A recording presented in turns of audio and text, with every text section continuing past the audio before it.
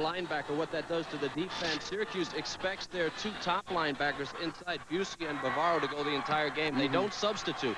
So, except for special teams, Sapienza's injury will not affect the defense. Sapienza reaches the Syracuse side of the field here on the near side at Beaver Stadium.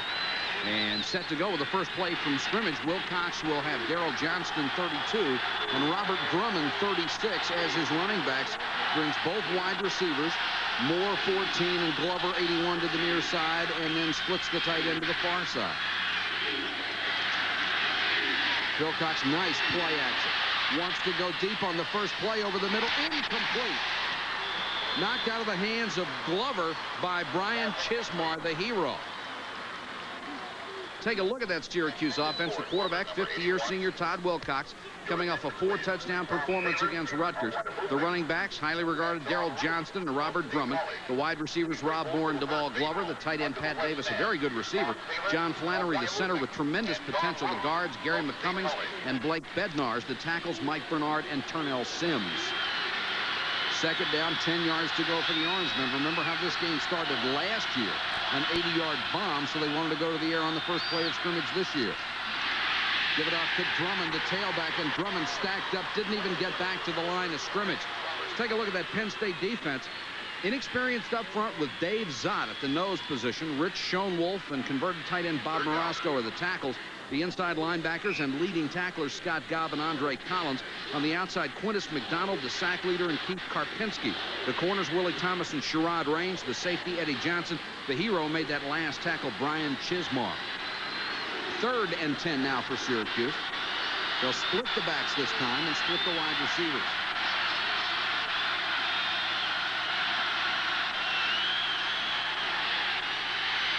Wilcox with good time, throws deep, but overthrows, intended for Rob Moore, who has 26 catches coming into this game. Sherrod Raines on the coverage for Penn State, and Syracuse will have to punt 3 downs and out.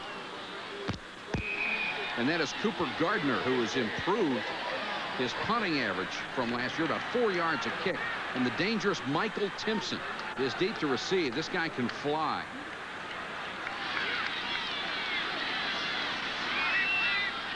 Minute left to go in the Clemson-Duke game, and we'll update you on that if anything occurs. Tough night for Duke. Gardner, low line drive kick. And Timpson chooses to let it go. And with hindsight, not a real good choice. Down at the 7-yard line. Penn State on offense has Tony Saka, a true freshman. They'll be starting his 3rd game as their quarterback. John Green is the fullback. Leroy Thompson, one of 3 revolving tailbacks, gets the start. David Daniels and Michael Timpson are the receivers. David Jacob is the tight end. The center is Roger Duffy. The guards, All-American Steve Wisniewski and Ed Monahan. The tackles, Tim Freeman and Jeff Brubaker.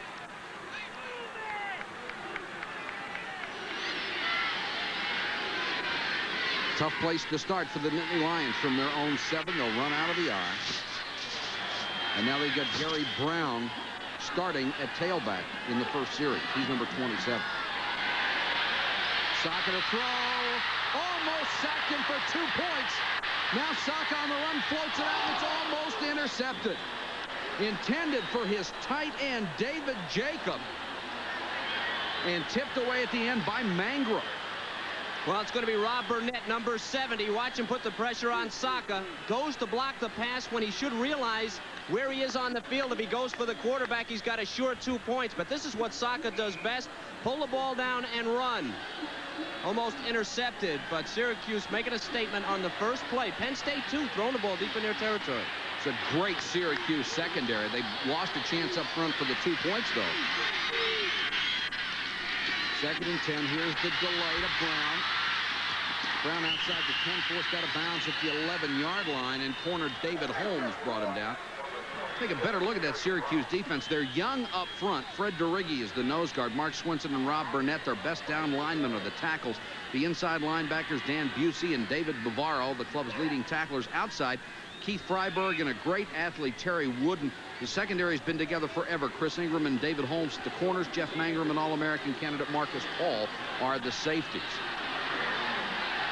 3rd and 5 for the Nittany Lions.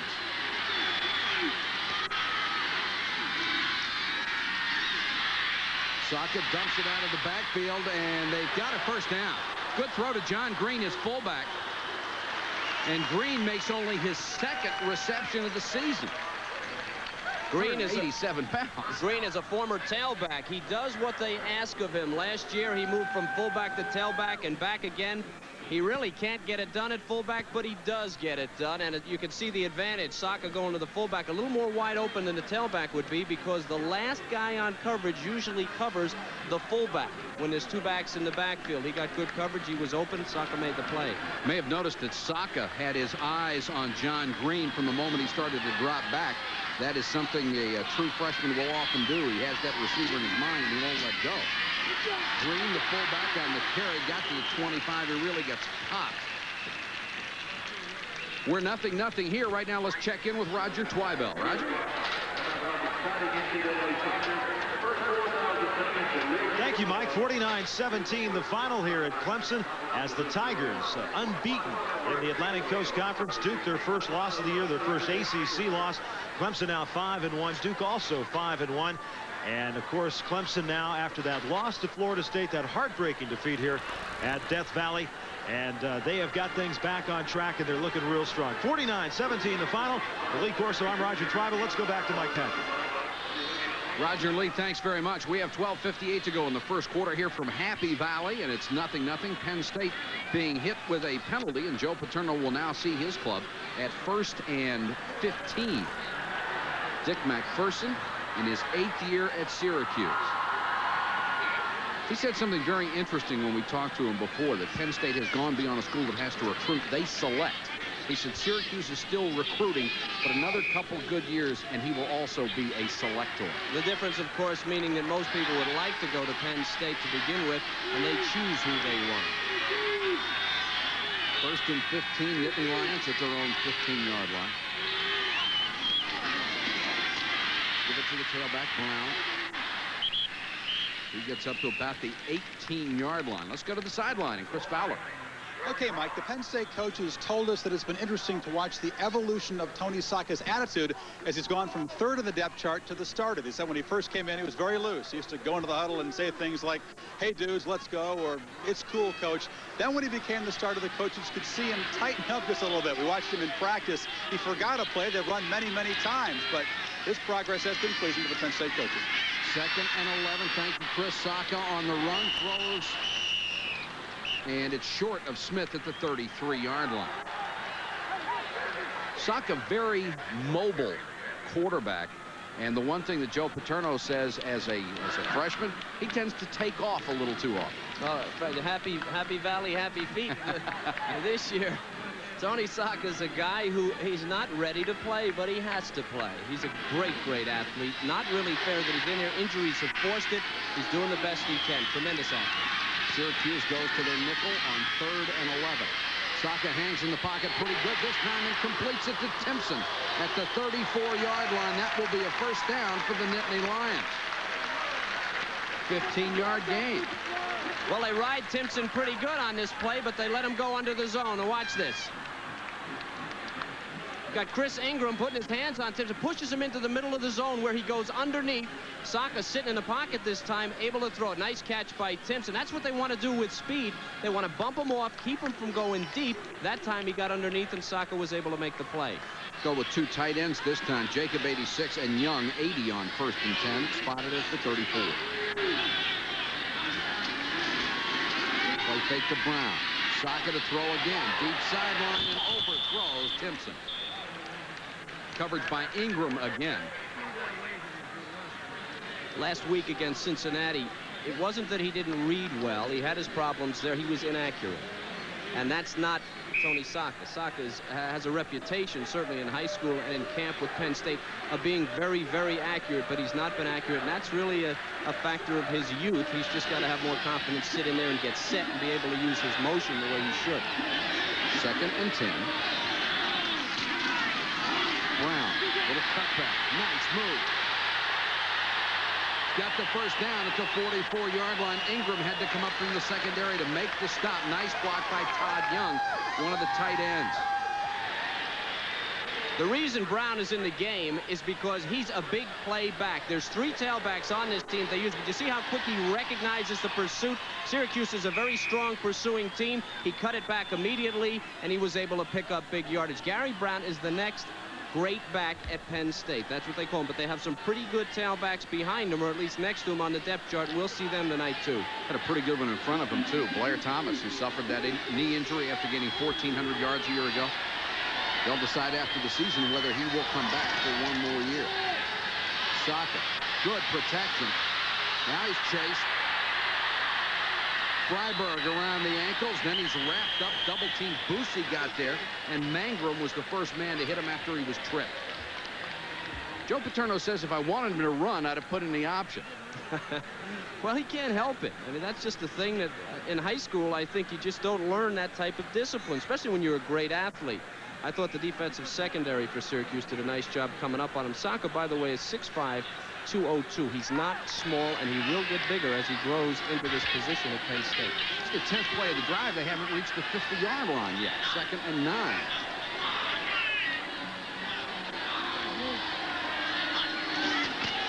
Brown on a short toss. Not this time. He went right over top of number 91, George Rooks, who was down on the ground, and just raised up and flipped the ball carrier. Another true freshman on the field. Penn State doesn't believe that they could run outside on Syracuse. Syracuse is excellent at stringing the play out. They have tremendous pursuit. What they're trying to do is run it up the middle and bounce it off tackle. That's their game plan tonight. Seems to be working pretty well. Brown, 2 plays ago, made a nice run. 3rd down and 9. Flip back, fake to Brown. Saka on the roll, and a flag is down to stop the play. Saka is only in there because of the injury to junior Tom Bill, who was the starter. He hurt a knee against Rutgers. Senior Lance Lonergan was next in line. Dead ball, illegal procedure on the offense. It'll be 3rd down. Now 3rd and 14. Lonergan, as I was saying, the 2nd man on the quarterback list. He had a thumb injury. Doug Sieg had a herniated disc in his back and had arthroscopic surgery. He was 3rd. Saka was 4th on the depth chart. 15 is Lance Lonergan. He's now able to play. Could have played a week ago if they didn't throw the ball. That thumb is still bothering him some. Pressure. Here goes Saka. He's in trouble. And they got him at the sideline, and he made a good decision not to throw the football.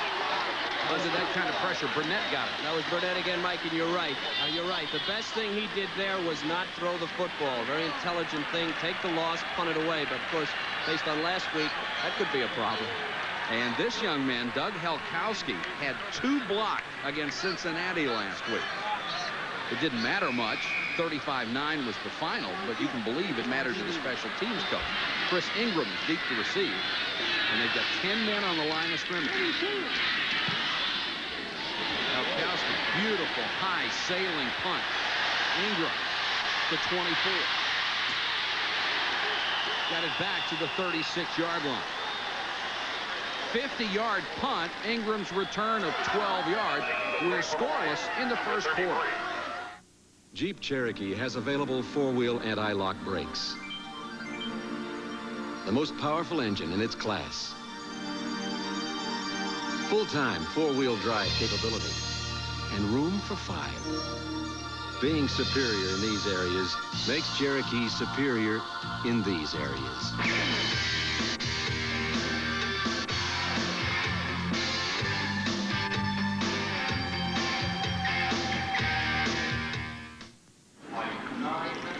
There's something made for your wallet that's more powerful than money. Something that connects you to anyone, virtually anywhere in the world. Bonjour, j'arrive à 10 heures. From any phone in the U.S., 24 hours a day. Something that not only saves you time, it saves you money. Hi, John. Just got in. Where's the meeting? Okay, fax it to my hotel. The MCI card. Yeah, we got the green light. It is America's business card.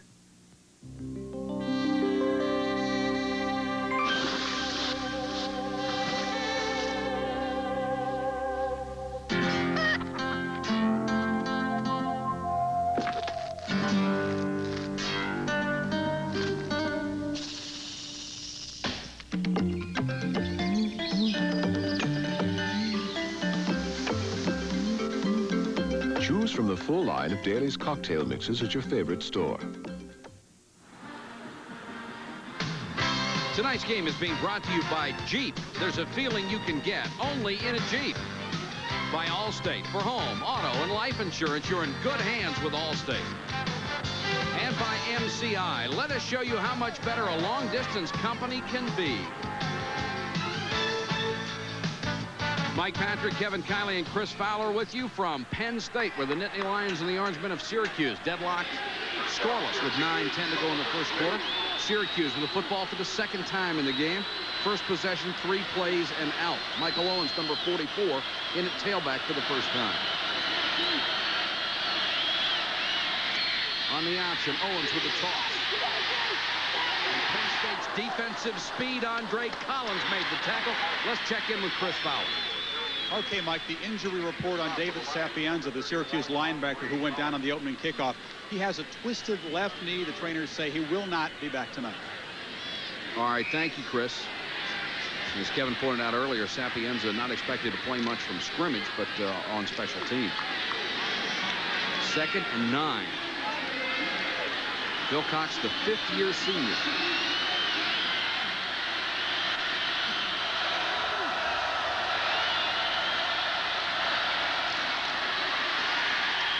And the fullback gets the carry, Daryl Johnston. And there is a center of opinion that says he may be the best fullback in the country. Ohio State coach John Cooper said so. Sporting News in their preseason poll said this guy is the best fullback in the country. He gets the job done no matter what he has to do. Dick McPherson says that it's unfair that the statistics, the running statistics, play such a large part. Johnson actually quick kicks the ball, but he's a tremendous blocker, and we'll show you that later. He can get it done without carrying the ball. 3rd and 8.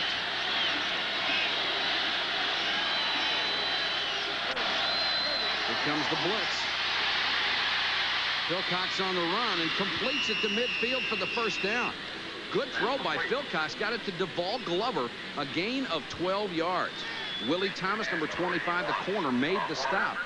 They call him a thinking man's quarterback. A net 10 yards rushing this year. It's not how far you run. It's where you run and what you do with the ball. You see how well he protects the ball and gets the ball out to the receiver for a first down. He really didn't do much. All he got was a first down. That's right. Did what he had to do. Phil Cox completing 60% of his passes coming in. Had 4 touchdown passes against Rutgers last week to tie his school record.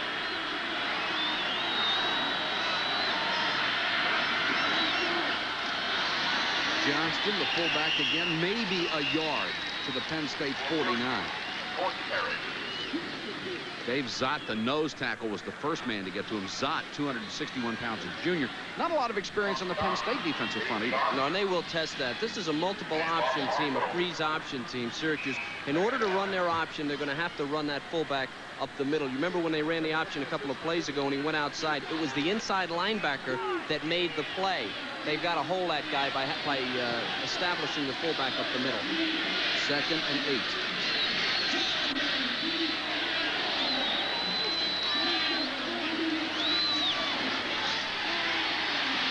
Phil Cox with time. Near side complete at the 34-yard line. That will be another first down. This time he hit Bob Moore. Rob Moore tackled by Sherrod Range, and Moore coming into the game averaging 17 yards of reception. He's got 26 catches, and what he did, look at Phil Cox waiting for him to drive Range deep and then come back for the ball. Ball right on the mark. And the play made by Sherrod Range. I like to compare him to Art Monk. That's pretty good company. Art Monk and a couple other great wins here. 1st and 10 Syracuse. Their only drive so far.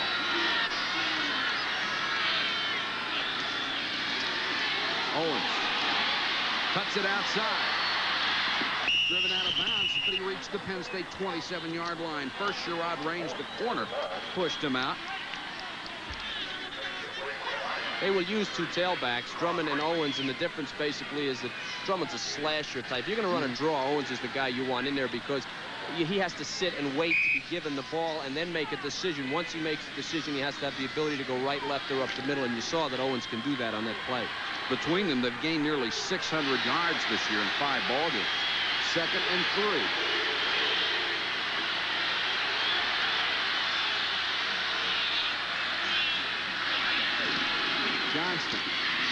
hole to run through this time and gets it down to the Penn State 21-yard line. First down. Quintus McDonald, number 92, had him around the ankles. McDonald, the 1984 USA Today Player of the Year, and finally coming into his own as a senior. What they did on that play, they went to trips. The motion man was trips. They spread the defense out. Here's Karpinski lined up on the tight end Davis, who's flexed. He's playing like a defensive back. The kid weighs 225, but what Syracuse can do to you, they run with power up the middle. When they force you outside, they make it work. Owens, the tailback, inside the 20 to about the 17. Zott got a handful. Sean Wolf also, and Collins 31 on the tackle for Penn State.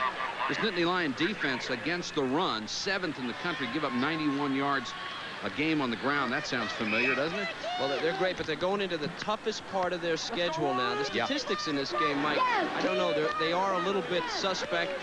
Neither team, Syracuse or Penn State, the combined schedule of their opposition does not have a winning record. Hasn't been scary yet, but it'll get that way. 2nd and 7. Delay to Johnston. Johnston with a huge hole inside the 10 down to the Penn State 6-yard line. Quintus McDonald on the stop. Here's some top 20 scores, and wasn't that something? Notre Dame beating Miami. UCLA wins over California. Southern Cal really got a scare before winning over Washington. Florida State on a roll. We'll keep you up to date on everything. And look at the points on that one, Nebraska, Oklahoma State. Georgia Tech, a stunning shutout of South Carolina. 1st and goal here for Syracuse from the Nittany Lions 6.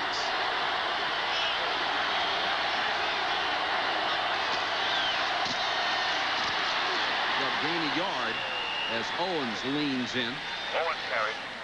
Andre Collins, 31, first man in on the tackle. He's out of Cinnamonson, New Jersey. One of 19 children committed to play to Illinois. His parents would not sign the papers, and he ended up at Penn State. 19 kids. To give my parents an oxygen tank for their anniversary. Second and goal from the 5 for Syracuse.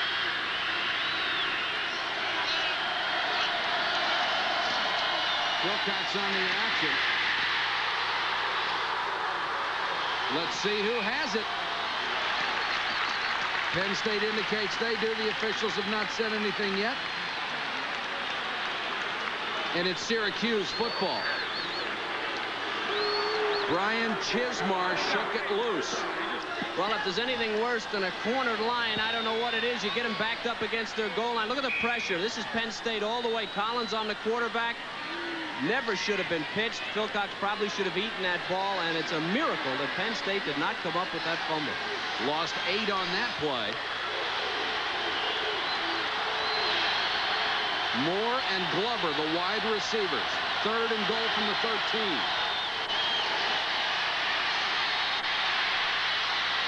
End zone overthrow. Moore was wide open, and the pass just too high.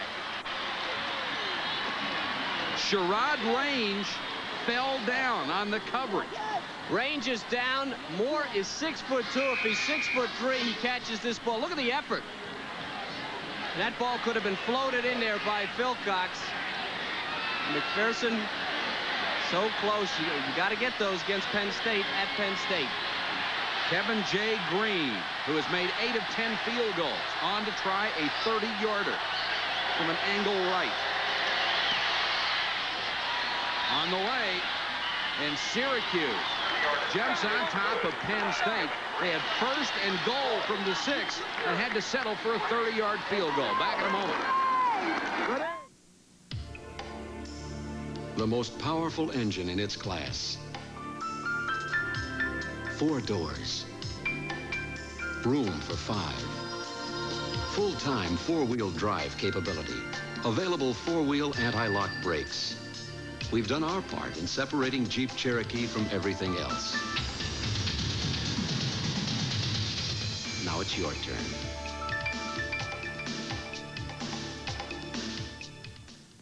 First, Gillette made shaving closer. Then we made it smoother. With Atra Plus, its Luber Smooth strip glides the razor over your face for Gillette's smoothest shave. The Atra Plus system. First, we made it closer. Then we made it smoother. In 1.3 billion years, our sun will burn out, leaving us in total darkness. We say it's never too early to stock up for the big night. Shouldn't your night belong to Michelob Light? You'll be thankful for ESPN in November. Every week, see the NFL's best in live Sunday night showdown and a Saturday stampede of the nation's finest college teams. College basketball tips off with 3 preseason tournaments, while championships are at stake in the final auto racing events of the year. Plus great golf at the Nabisco Championship and Isuzu Kapalua International. It's all live in November on ESPN. Syracuse with a 30-yard field goal on top of the Nittany Lions of Penn State with 3:06 to go first quarter. Mike Patrick, Kevin Kiley, and Chris Fowler, glad you could join us tonight. And Kevin J. Green will kick off to Gary Brown, number 27, and Leroy Thompson, 44. 2 of the 3 Penn State rotating tailbacks.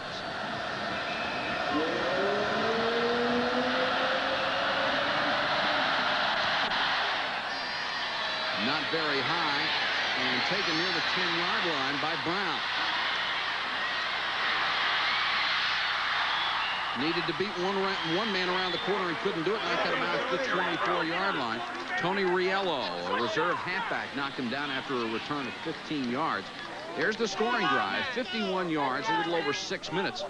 But remember, what could have been a big series, they had first and goal inside the 10 and had to settle for that field goal. Tony Saka so far has thrown the ball quite a bit. 2 out of 5 are his numbers for only 23 yards.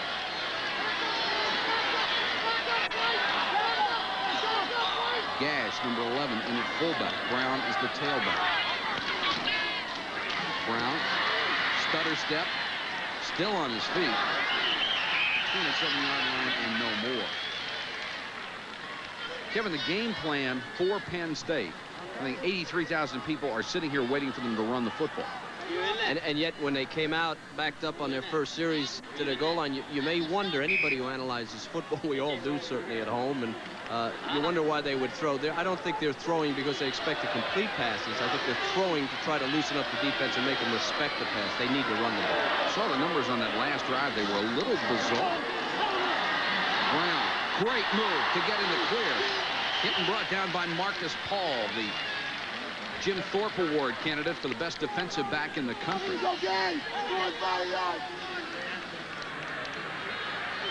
Brown has shown you some great moves. Look at Oklahoma. I always have a little fun with Kansas State. Jerry Faust and Akron took it from Auburn. Wyoming, some big numbers today. Michigan and Iowa tie at 17. Arkansas just gets by Texas. Tough year for the Longhorns again. Indiana remains undefeated, now may be the favorite in the Big Ten. 3rd and 2 for the Nittany Lions. Brown. Flag is down. They'll stop the play. I don't think they got it off in time. 25-second clock appeared to have expired before the snap. Dead ball. Illegal procedure on the offense. It will be 3rd down. One of the problems Joe Paterno has had is leadership on the offense. He expected to get it from Tom Bill, his first-string quarterback who was injured, and then Wisniewski, who was the leader, went out. Tony Saka is not the guy. He's worried about his performance. He needs somebody to take hold of that offense, and it has been a problem. You can't expect a true freshman to come in and play and be a leader at the same time. No, not at all. He's still learning the offense. 3rd and 7 now. Saka quarterback draw, nothing doing. Brought down by Burnett. And Burnett wasn't fooled for a second. Guy's their best down lineman. He's very, very quick. Number 70, right side of your screen. Little stunt. Comes right in and he meets Saka. Now Saka, in my opinion, I think he needs to wait on that play a little longer. He needs to wait for that defense to clear. It's like a draw play. You've got to let it develop. He just ran right back at the hole, and that's inexperience. They'll spot it at the line of scrimmage. Halkowski to punt, and Ingram waiting at his own 25. Lower kick this time, and Ingram won't be able to get to it on the fly. Picked it up on the bounce, and he's buried in his tracks. 1-yard return after a 43-yard punt. Running out of time here in the first quarter at Penn State. Syracuse leads by 3.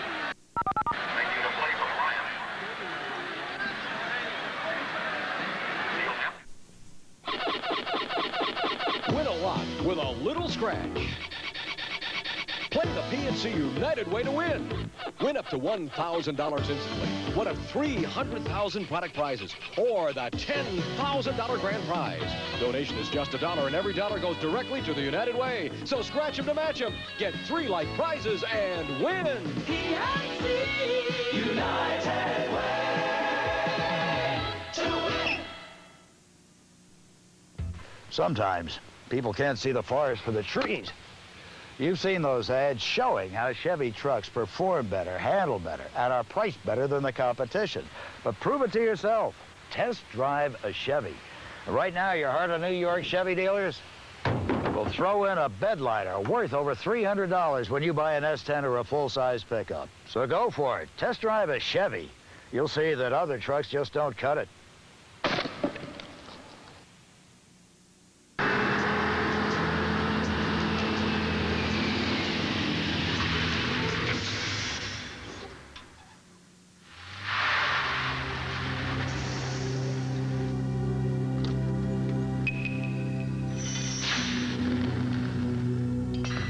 .177 horses give Comanche so much power, but it's the name Jeep that gives it so much pull.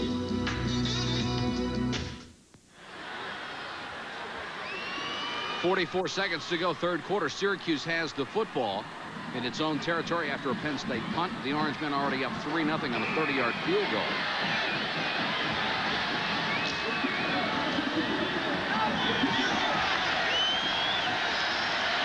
Here are the numbers for Philcox. Neither quarterback has had great success so far.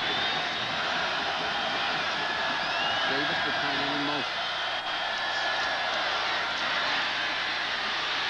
Philcox under a little bit of pressure. Throws for Davis. Ball is loose and incomplete at the 33-yard line. Good job there by the inside linebackers, Scott Gobb and Andre Collins. Talk about linebacker. You watch the motion and how these guys shift down. That's Collins and Gobb, 6'31" and 63. Now you see the safety come in and they move down. Now watch their drops. They drop just far enough. Tight end hooks up in front of them, and they both get a piece of them coming in. That's coaching. Jerry Sandusky does a great job. He's had a problem. He's got some young people. They need to get a little bit better, but they're pretty good the way they are. 2nd and 10. Philcox floats it out for Johnston, the big fullback. First down and more. 45, 46-yard line. Orange men on the move, and there is another example of how Johnston can help this ball club. Utah State and Fresno State coming up right after our ball game. A battle for the top spot. The Bulldogs and the Aggies, both teams undefeated in the conference. Both have outstanding quarterbacks. And that comes up at 10:30 Eastern right after our ball game. Syracuse and Penn State. Quadruple header and Tim Brando hanging around in the studio. Yeah. Next time we'll go for 5 in a row. See how long Timmy can last. The night crawler.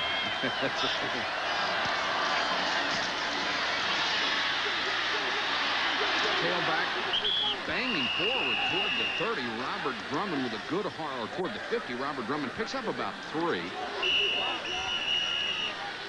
The difference between the tailbacks, you remember Owens, how quick he was and how he could get outside. Look where Drummond chooses to go.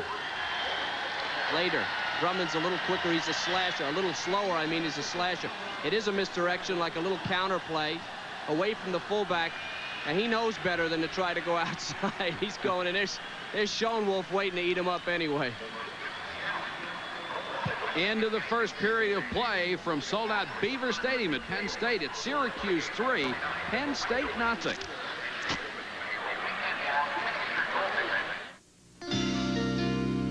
Owning a home or a brand new car can be a dream come true. And USFNG can help to protect and cover you.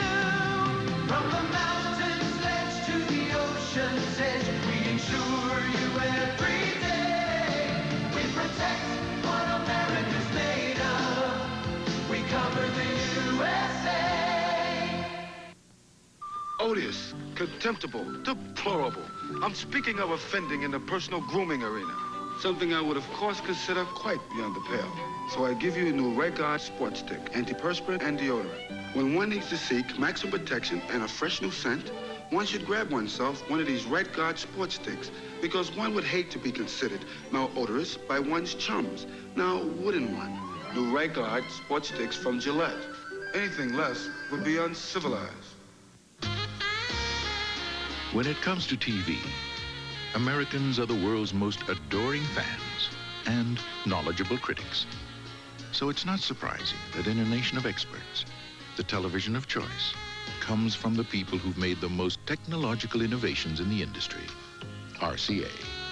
Just one reason more Americans buy RCA video equipment than any other. RCA, #1, with the toughest critics in the world. American ingenuity is finding a simple way to do a job well. At Tempstar, we applied our ingenuity to home heating. We invented a furnace that's 95.8% efficient. The ingenious part is that the technology is simple, proven reliable. 2 heat exchangers instead of 1, backed by a limited lifetime warranty. The Tempstar gas furnace, brought to you by your Tempstar dealer.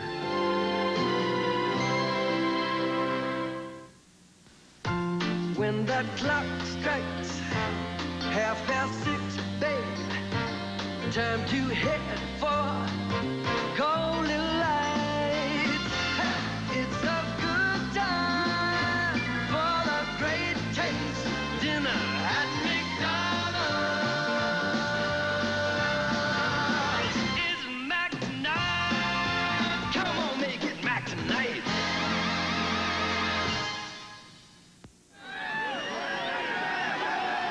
Mike Patrick, Kevin Kiley, and Chris Fowler with you from Penn State, where Syracuse is leading Penn State 3-0 as we're ready to start the second quarter. Ball at midfield, 2nd and 6 for the Orangemen of Dick McPherson.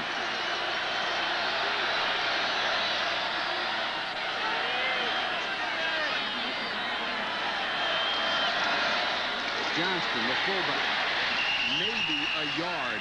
Bob Marasco, the converted tight end, wrapped him up. Let's go down to the sideline and Chris Fowler.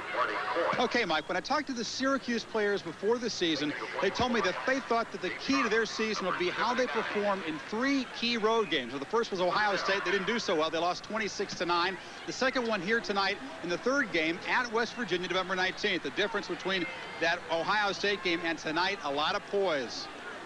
Chris, a great deal of poise. They don't seem to be intimidated by 83,000 people. Really, they've been able to take the crowd out of the game so far. 3rd and 5 for Philcox. 4-man rush. Philcox throws complete. Devall Glover has the first down at the Penn State 37. Willie Thomas, number 25 on the tackle. He's the left corner.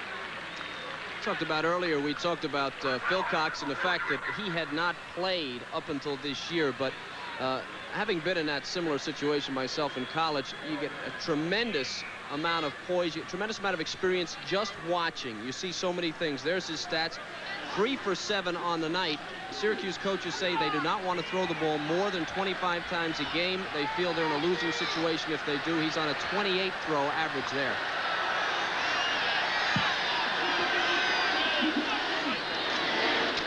Johnston pounding ahead inside the 35, maybe the 34. 237-pound fullback out of Youngstown, New York.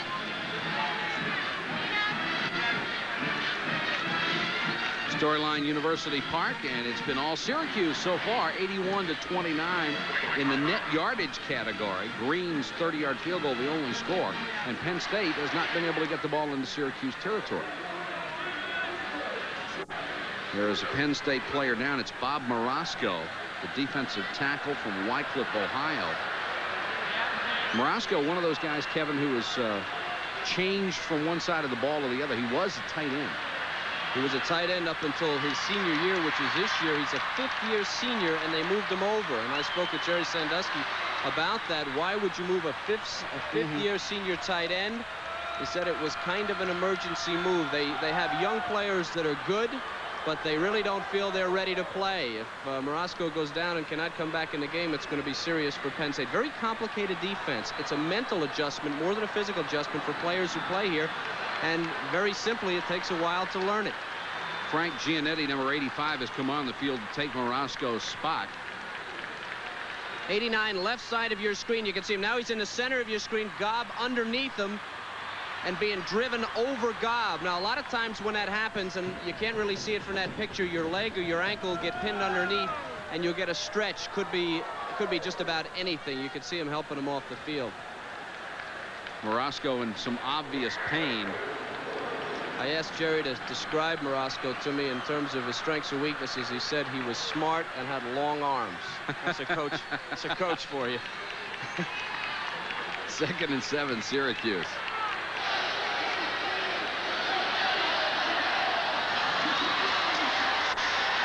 Wilcox has had pretty good protection. This one tipped and caught.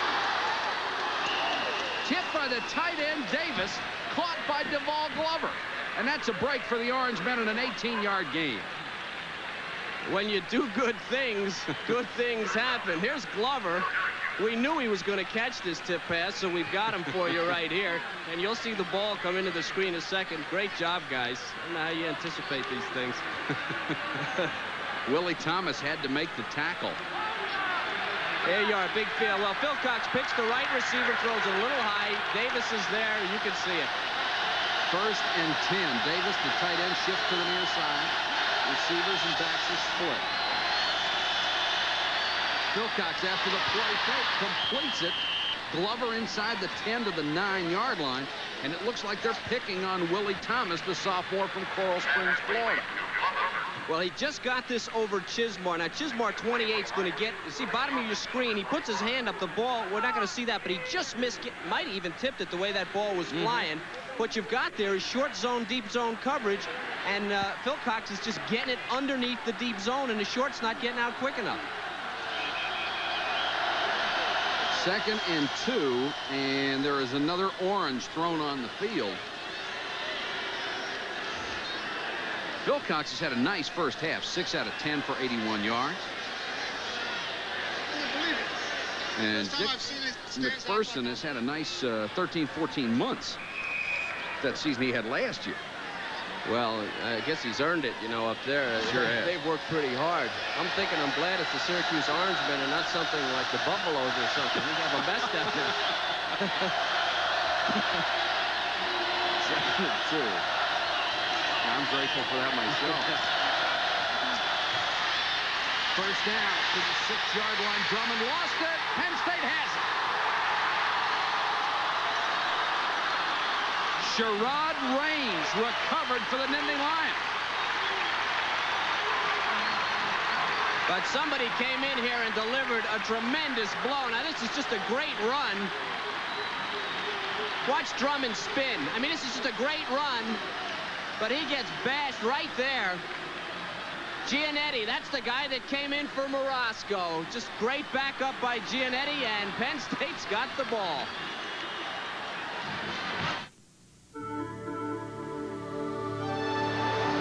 Nature's light, bathing fields of grain, enriching full, fresh hops, giving life to sparkling streams, nourishing all the natural things that go into making Bud Light. The light beer that's beechwood aged for a clean, fresh taste that makes Bud Light the one light that outshines them all. Mazda's got a brand new vehicle that's as unique and special and friendly as the family dog. It's the all-new Mazda MPV. It carries 7 like a wagon, it's versatile like a van, and with its responsive V6, it performs like a Mazda. If Mazda's MPV sounds like something that's never been before, you're right. About the only thing it won't do is get your paper in the morning. The all-new Mazda MPV. Family transportation, the Mazda way.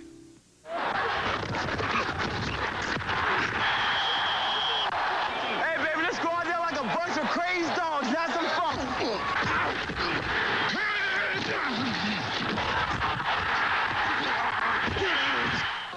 You mine, baby.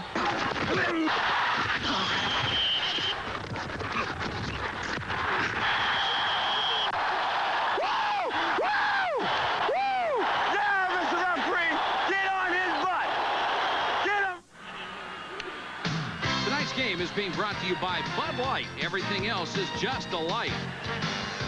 By Mazda and the exciting new Mazda cars and trucks for 1989. And by the U.S. Army. Learn how to get an edge on life. Be all you can be.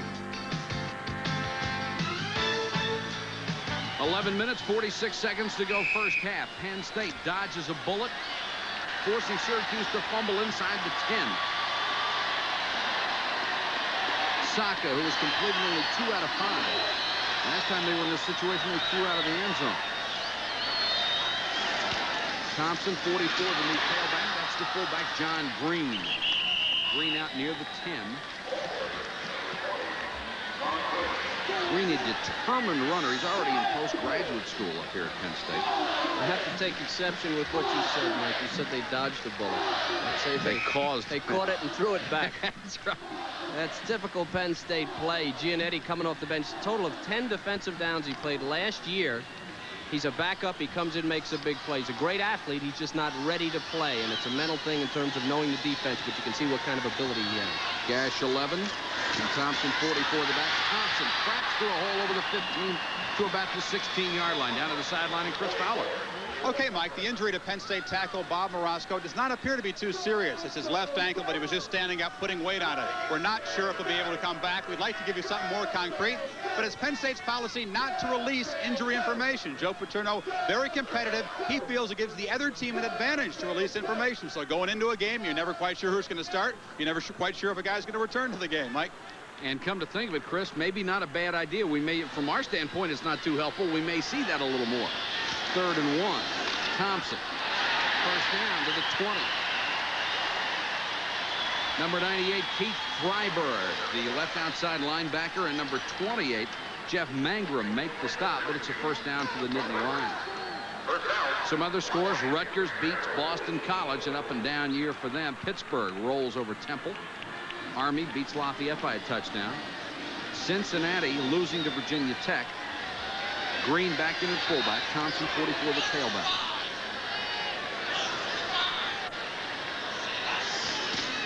Green. Kevin, they seem to be able now to establish the run a little bit up the middle. Well, one thing that the run does, Mike, is what they're doing is they're going away from the nose guard. The nose guard's picking a side there. That was DeRiggi, and he went to the right.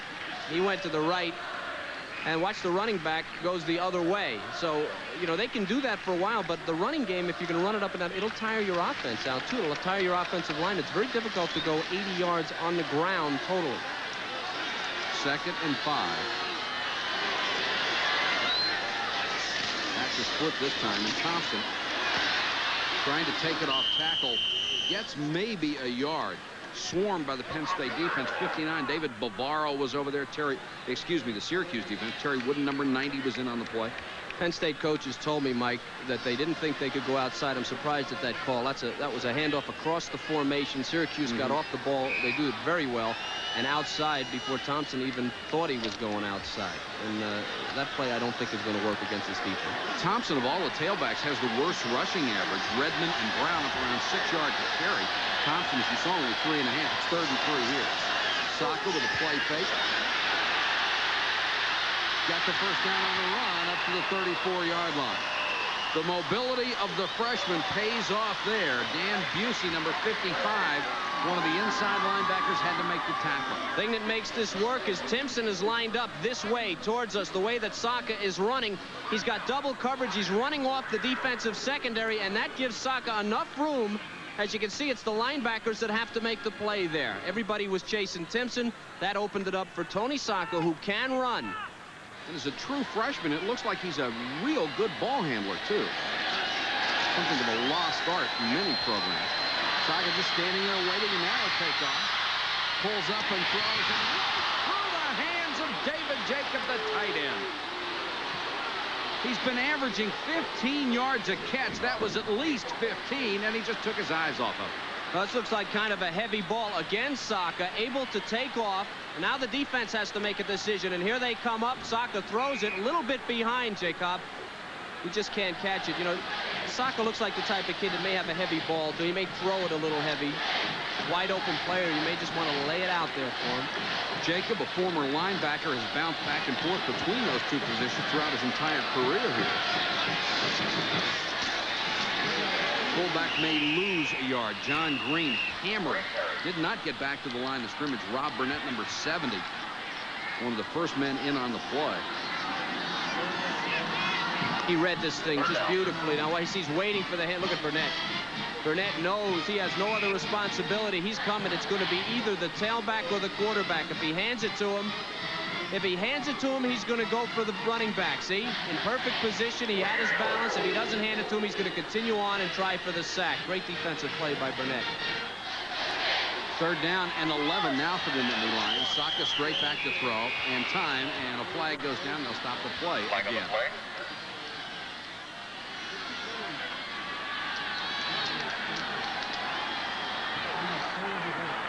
Here's the call. Dead ball. Illegal procedure on the offense. 3rd down. This is another problem with the running game. If you're a running offense and you have problems throwing the ball and you get a penalty, it really kills you. It really, because you can see now he's got 3rd and 15, and you don't want to put this freshman in a position where he has to throw the ball. 4th penalty against Penn State here in the first half for 20 yards. Penn State came into this game. They really weren't penalized all that much. I mean, they were pretty good about that. Very intelligent team. Always have been.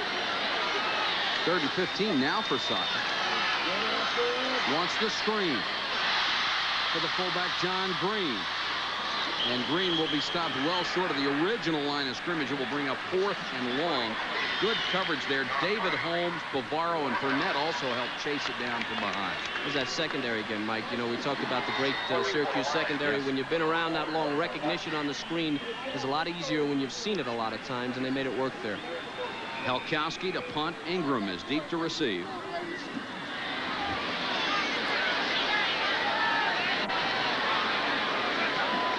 Syracuse showing a 10-man front again. Got some pressure on Helkowski. Just got it off. Fair catch signal by Ingram makes it to the 26-yard line. In a rapidly moving first half of play, only 6:46 to go in the first half. Syracuse still up by 3. According to the book, we got 3 minutes. Tonight, we're going to beat the book. Let's move out. In today's field artillery, the emphasis is on training and motivation, because a high-tech system like this Army rocket launcher is only as good as the people who run it. We're here. All that you can be. Arm rockets, fire. Did we beat the book, Sergeant? We rewrote the book. Get an edge on life in the Army. Nobody likes compromises. Everybody wants a car that does everything. The new Mazda 626 handles all those practical things you expect from any family sedan.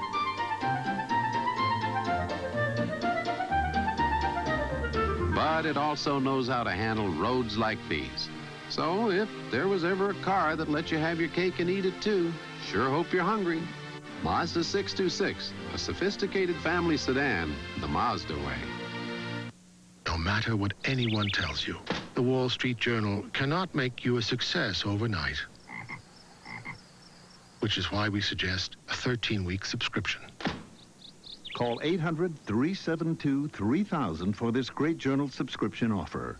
13 weeks for just $29.75 with a money-back guarantee. 13 weeks, $29.75. Phone 800-372-3000 now for the Wall Street Journal. Syracuse has the football on a 3-point lead over Penn State with 6:46 to go second quarter. 83,370 fans jammed into Beaver Stadium, another sellout.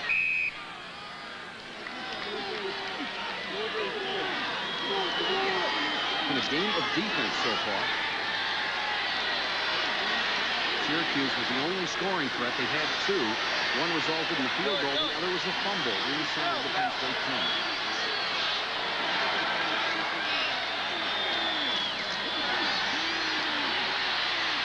Wilcox with time, throws to Davis at tight end, hands it out to the 45-yard line.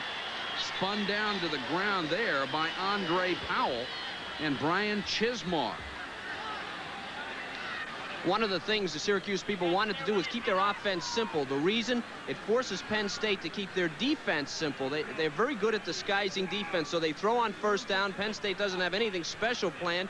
They hit the dead spot in the zone. Phil Cox doing it. Really helps the quarterback because he doesn't have to read crazy defense. Phil Cox, 7 out of 11 from 99 yards here in the first half. Has really been on target. Owens tries to cut it outside. Excellent play by Andre Collins, number 31. Forced him out of the hole he wanted to go in and chased him to the sideline. He was a safety, Mike. He's an inside linebacker now. Collins is a guy, just a great athlete. 31, used to be a safety in this defense, is now playing inside linebacker, weighs about 220. See how he uses his hands, keeps everybody off him with his hands, and then finally it's his hands that force Owens out of bounds. That's good linebacker play. Bend your knees, use your hands, keep that guy away from you. One of 19 kids, you have to have good hands just to reach for the rolls. The dinner table, yes. 2nd and 9. Owens in motion. Goes to Johnston. Wilcox dumps it for Owens. Almost intercepted. Should have been picked off by Eddie Johnson, the safety. Formerly a corner. Joe Paterno called him the best corner that's ever played at Penn State. You saw Owens just left your picture. This is just a pass that's a little bit overthrown. The thing's wide open, and we'll see it later. You could bet on it. Ball almost caught by Johnson. A lot of times playing defense, you just don't expect the ball to be right there. Would have been a pretty good catch. The student athlete of the game is brought to you by the U.S. Army. Get an edge on life. Be all you can be. And it's Eddie Johnson of Penn State. General Arts and Sciences. Wilcox under pressure, wants it all. Broken up at the goal line, intended for Rob Moore, and Sherrod Raines, who appeared to be beaten by a couple of steps, got back on it. That was close. Thing was a touchdown. A Range is beaten. Here you got Karpinski, the linebacker, playing short, never gets his hand on him. Now Moore's the big play guy. Watch Range close down on this thing. Look how he makes it up and gets his hand. And look at the way he turns. As soon as Moore turned, he turned his head. That's just great defensive position. Range from Brockton, Massachusetts, used to go to the gym and watch Marvin Hagler work out. Did push-ups with him. Cooper Gardner to punt. Low line drive kick picked off inside the 30-yard line, but not much of a return there. There is a penalty flag down on the play. We'll check it for you.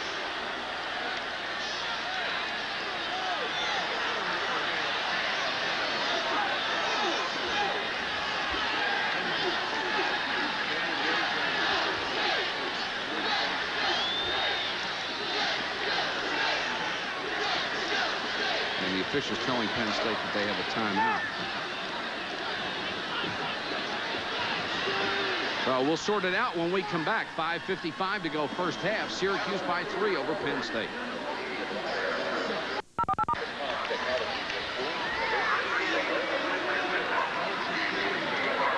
How'd you like to handle meetings?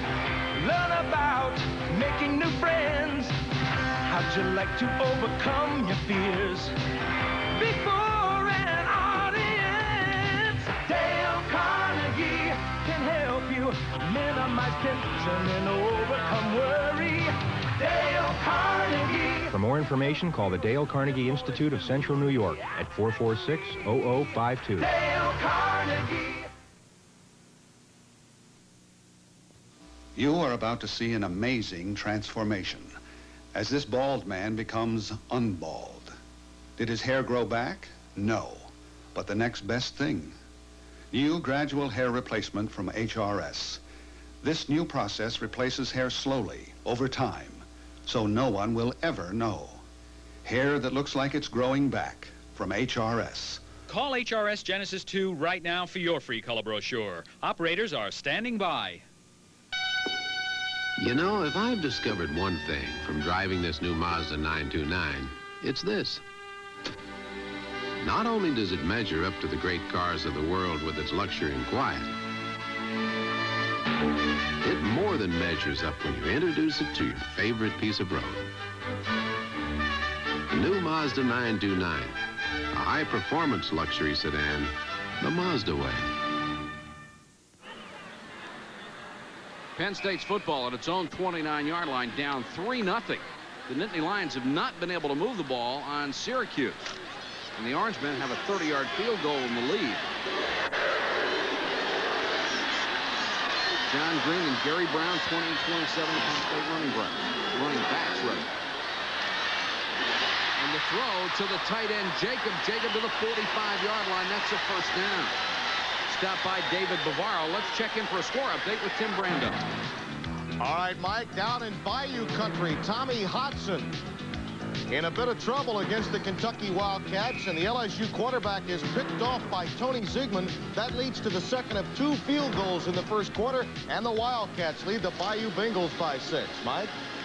All right, Tim, we saw LSU struggle a week ago against Auburn, and struggle until the last 2 minutes, that is. Yeah, and then won it. Kentucky's played good ball at times. Yes, they have.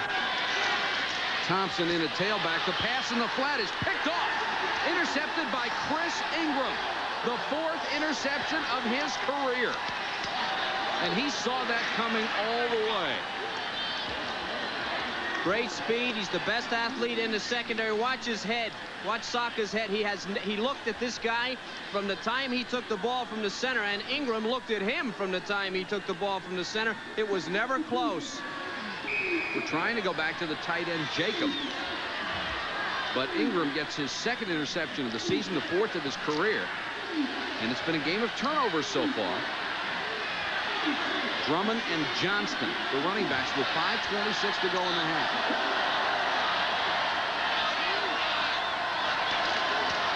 Drummond. Nice hole that time, inside the 45 to about the Penn State 42-yard line. Stacked up by the middle of that defense. Eric Reinke, number 88, was in on the tackle, along with Scott Gobb, 63. Number 53 is John Flannery, the center, turns the nose guard, and here comes Drummond right behind him. Some real good block, and standing up Penn State, and Drummond, who's a little more of a horse than Owens. You give him a little momentum straight ahead, and he can make it work. They are extremely high on Flannery. He was only a sophomore. Coach Mack says he could be a first-round draft choice at center, guard, or tackle in 2 years. High praise for a sophomore. 2nd and 5. Nice play fake by Philcox, and he has time to throw, and throws complete to the 28-yard line. Once again, he hits Rob Moore. 17-yard gain, and those receivers have really been open. Well, they're giving him a lot of room. Willie Thomas, number 25, playing a zone, and he doesn't want Moore. Moore's a big play guy, averaging over 17 yards a catch. Thomas slips, and Moore makes the catch, but Philcox put it in a place where only Moore could get to it. Pretty good offense. 8 out of 14, 117 yards for Philcox in the first half. Flags down. Giannetti, now the question is, it looked like he might have been pulled off.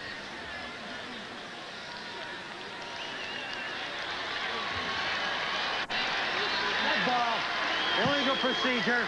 On the offense. 1st and 15. Best offensive lineman for Syracuse, Turnell Sims, 62, lower part of your screen in the white. See him make that little move? And Giannetti's a young kid. First Syracuse penalty. Giannetti's a young kid. That's a smart play.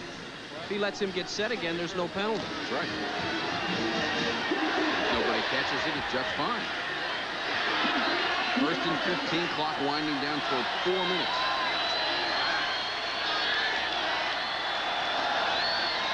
Wilcox on the option, gives to Johnston, and Johnston pounds his way to the Penn State 26-yard line. Andre Collins, number 31, the leading tackler on this ball club, made the stop again, came in with 48 tackles. Darryl Johnston is a guy, we talked with him earlier this morning, we met with him. He's a guy that, when you play against him, you just fill the bathtub full of ice. And before the game, after the game, you go to the hospital. 2nd and 8. Gain of 7 for Johnson on the last play. Wilcox with time, near side complete again to Moore at the 18-yard line. Closest Penn State coverage was provided by Sherrod Range. Well, here's a problem. The problem is they're letting him get out. They can't let him get off the line of scrimmage. Kopinski's supposed to be, see, he's not on him there, but he's supposed to be taking that short zone. Moore is just going out and hooking up. He's too good a receiver. He's a big play guy, but he's also a good possession receiver. Got to stop him. See him? See, look at all the room they have. He's right by the 34-yard line, number 14.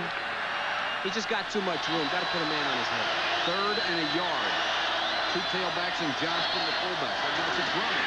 Drummond hit in the backfield and stopped. Great defense by Dave Zott, the nose man. And decision time for McPherson. What Penn State did there, they guessed. They're a gap defense. They like to take gaps. Watch them guess. They know where they're going right away. Look at Zott.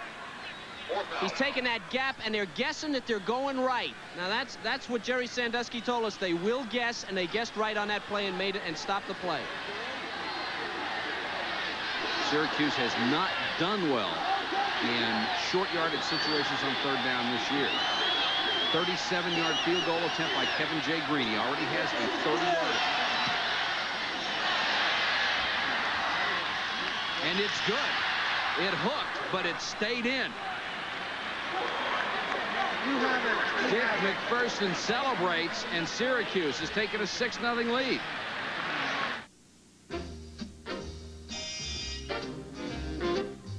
Someday, when I'm awfully low, when the world is cold, I will feel a glow just thinking of you. In the way you look tonight, lovely, don't you ever change, 'cause I love you just the way you look tonight. One taste will tell you why. Just the way you look tonight. The night belongs to Michelob. Gillette has changed the face of shaving. First, we made it closer. Then we made it smoother.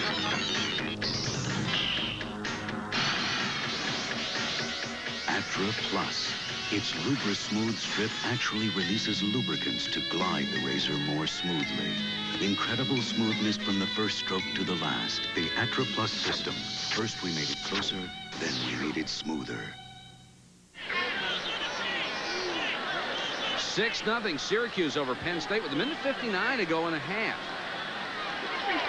And really, the Orangemen have dominated the first half. They have shut down Penn State's defense. They have been able to move the ball, and really, Penn State might feel fortunate to have only given up 6 points. Syracuse has gotten inside the Penn State 23 times. They've only come away with those 2 field goals. The last on Green's 37-yard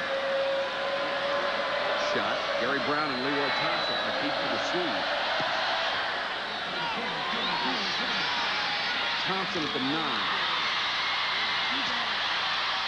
And takes it out to the 30, so Penn State needs to go 70 yards in the last minute 54. And we'll see what freshman Tony Saka can do with them. This is what Saka and the offense have been able to do. They have not reached midfield. Their own 45 is the best penetration they've made in this ballgame, even though they have run 25 offensive plays. So they've had a lot of opportunities. They just can't make anything. But not Saka. There was a penalty and a drop pass that stopped 2 of those possessions. He's Saka, well. Quarterback draw.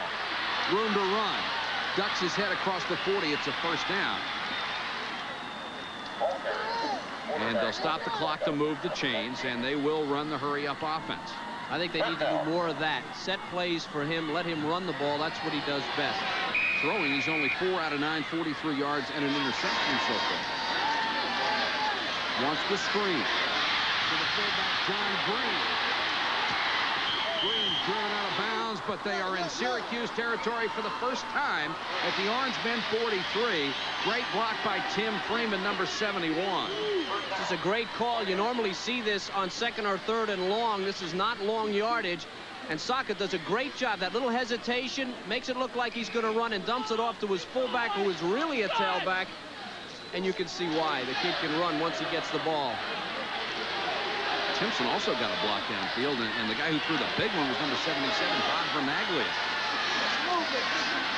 Saka under pressure, escapes, has time to throw. Brown to the 1-yard line.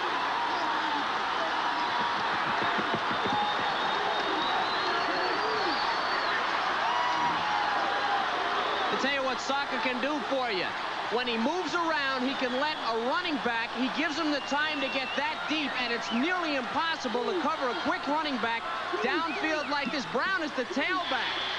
There's just nobody there for him, and Saka made that play with his mobility and then threw it right on the mark in the chest of Brown. Great play.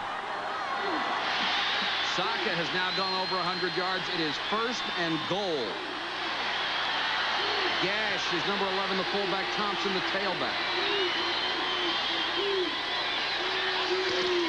Gash, dive, touchdown.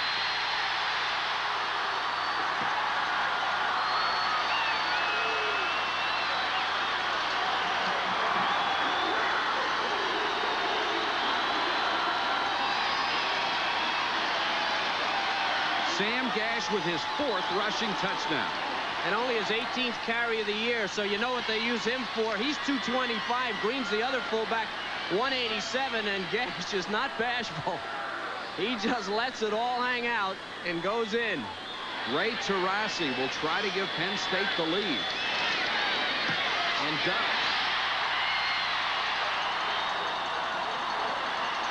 The Nittany Lion offense held down nearly the entire first half, but they score with 1:02 left. A lot of movers these days talk about price rather than service. But do you really want the lowest bidder to move your valued possessions? Making quality service affordable has made United America's #1 family mover, because there's no substitute for the extra protection of our exclusive sanitized treated vans. Our guaranteed on-time deliveries are the helpful facts we provide about your new city. At United, the only thing we have to sell is service, and the quality shows in every move we make.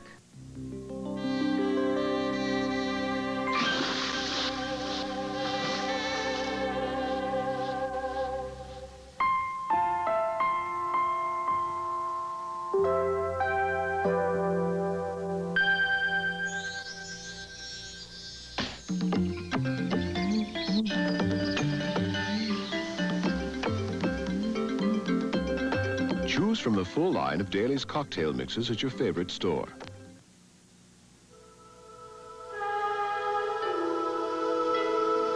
Echo water, taste the freshness of an Echo in your home. Echo softness is above the softest water known. Put an Echo in your home. Stay with us at halftime. Tim Brando and Bino Cook will be in the studio with scores and highlights. They'll ask and answer the question, who is the new #1 team after Notre Dame knocks off Miami today? And they'll take a look at the first half of this ball game. Who's #1? I think it's Notre Dame. No, I would not make Notre Dame. I don't think. No, I don't think you jump 5 Southern places. Cal? Southern Cal, yeah. I think it might be a 4-way tie. You've got UCLA, Southern Cal. You know, it's a shame you can't have ties. I think that'd be great if you could just go right to #6 or something. You know, all these guys are #1 and #6. Could you imagine That's right. what would go on nationwide if you did that? Got to be some frustration on Syracuse's part. They've been so close. They literally could have had 21 points, and now they're trailing 7-6. Eric Eats will kick off for Penn State. Eats was the field goal kicker a year ago, lost his job in that department. Walker and Owens deep to receive. That ball will go out of bounds at the 3-yard line. And let's see if it was touched or not. If it was touched, it's Syracuse ball at the 3. If it's not, they'll have to re-kick. It's a flag down too, Mike, the 30-yard line. Now this may get sort of complicated. One flag would be for kicking the ball out of bounds on the kickoff, but there appears to be another one. Well, there seemed to be some kind of turmoil going on the 30 between the teams. Over here. We also have a face mask over here. They have their choice. You heard the referee say they had a 15 choice. from there. Number 30. The previous spot. 15 yards from the previous spot. Right. 5. They put the ball in play. They were team A, so it's 5 yards. 5 yards. Either way, it's they kick again from the 30. Right. Okay. Well, you heard the discussion. We had 2 fouls. Number 1 was the kickoff out of bounds on the kicking team. We also had a face mask, 5 yards on the kicking team. 1 penalty will be accepted, and we'll kick over. You know, I've never... All that for a 5-yard penalty. I have to tell you something. When's the last time you remember hearing that discussion between... Usually they keep that thing off until he says, you don't want to hear it, but that was interesting. Let's not tell them. I didn't know they ever discussed those things. And now they're discussing it with Dick McPherson. The attendance tonight, 85,916. It's the second largest crowd in Beaver Stadium history. They are here in force to see which team will go to 5-1 and the other drop to 4-2. And Syracuse had them out of the game with that 6-0 lead, and now they all 86,000 are back. Each with a low line drive kick.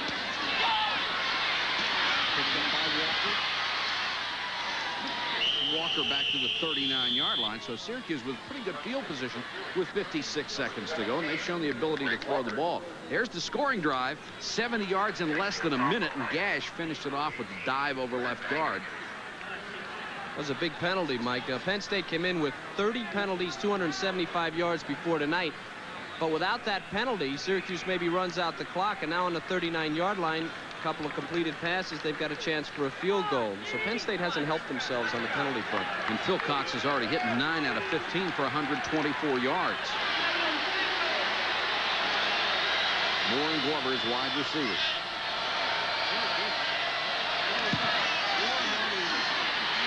Here comes the pressure. Boom at the 30, and it's Giannetti again. Giannetti again.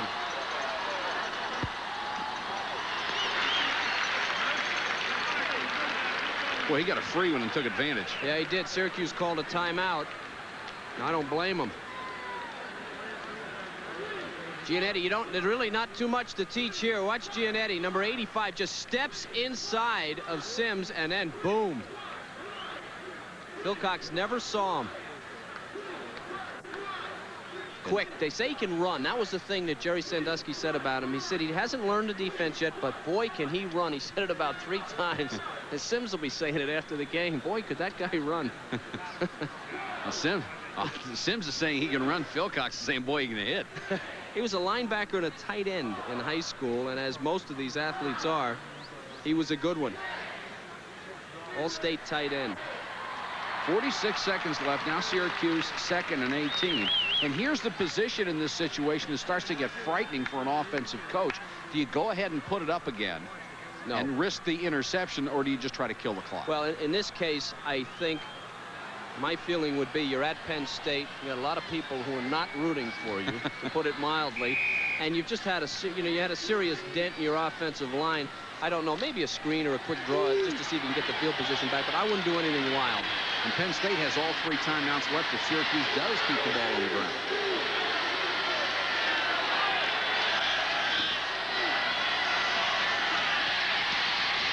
Wilcox under pressure again. Floats it over the middle. Great catch by Glover at the 40. Covered like a blanket, and Wilcox floated it in, or Phil Cox floated it in for 29 yards. Well, just like I said, I'd go for it right down the middle. I'll tell you, for a kid who's only played 5 games in college, what a tremendous pass that was. That pass was just perfect. Really played well all season. Yeah, he's really, well, I think sitting on the bench, I mean, if you use that time valuably and all that time in practice as a backup, I really think that it makes a difference. Obviously, it has for him. Here's Glover. Now, Glover's he's got the short zone protection. He gets a little bit of a bump, not much.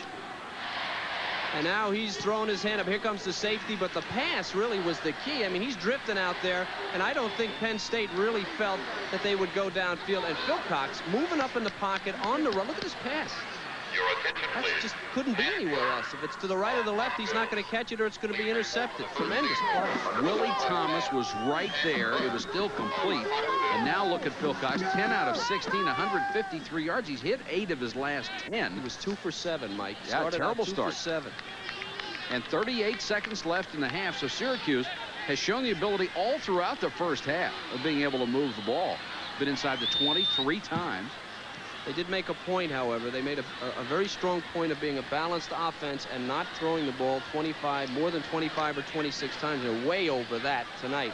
And that usually means they can't get it done on the ground the way they want to. And that could be a factor in the second half.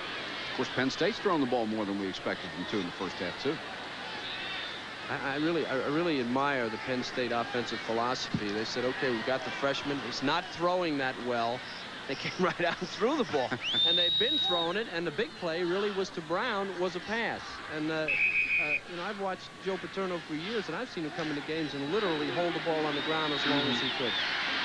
Well, you've learned to respect him so much over the years that when he does something like that, you say, well, it's got to be a great reason for it. 1st and 10, Syracuse.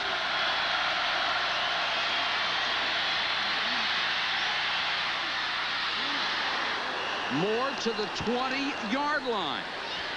Moore and Glover have really been active. Sherrod range on the coverage. Here comes the hurry up. Great stop the clock to move the chains. 32 seconds left. He has gotten great protection. That was great protection. Give that to the offensive line. Sent both backs out in the pattern, so he didn't have anyone in the backfield to block for it. Not great protection this time. Ball comes loose. Penn State football. Rich Schoenwolf, 75, was all over Phil Cox.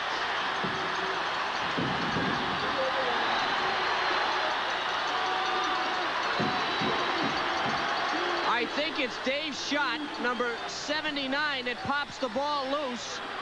No, it just came out. I guess it was Schoenwolf as he twisted him around, dragged the ball out of there. Just great pressure. And how many times has this happened to Syracuse tonight? They've gotten so close and not yet gotten a touchdown. 4 times they've gotten to the 20 or inside.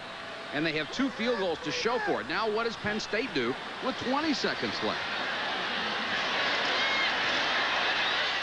They want to put it up. And tripped. Good defense by Keith Freiberg, who just kept coming after Saka. And he is hugging Johnston.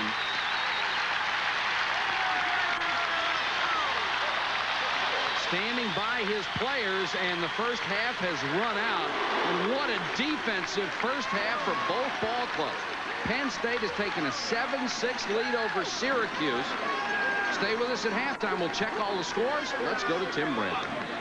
All right, Mike, just another typical Saturday in Happy Valley. The opposition comes in, outplays Penn State, and is down by 1 at halftime. That's Joe Paterno's way, isn't it? All right, well, we had 12 unbeaten teams, an even dozen going into today. On this week 7 of college football, we've now trimmed that to a half dozen. Scores, highlights, and who's number 1? Bino Cook joins me at halftime. The Nittany Lions lead by 1.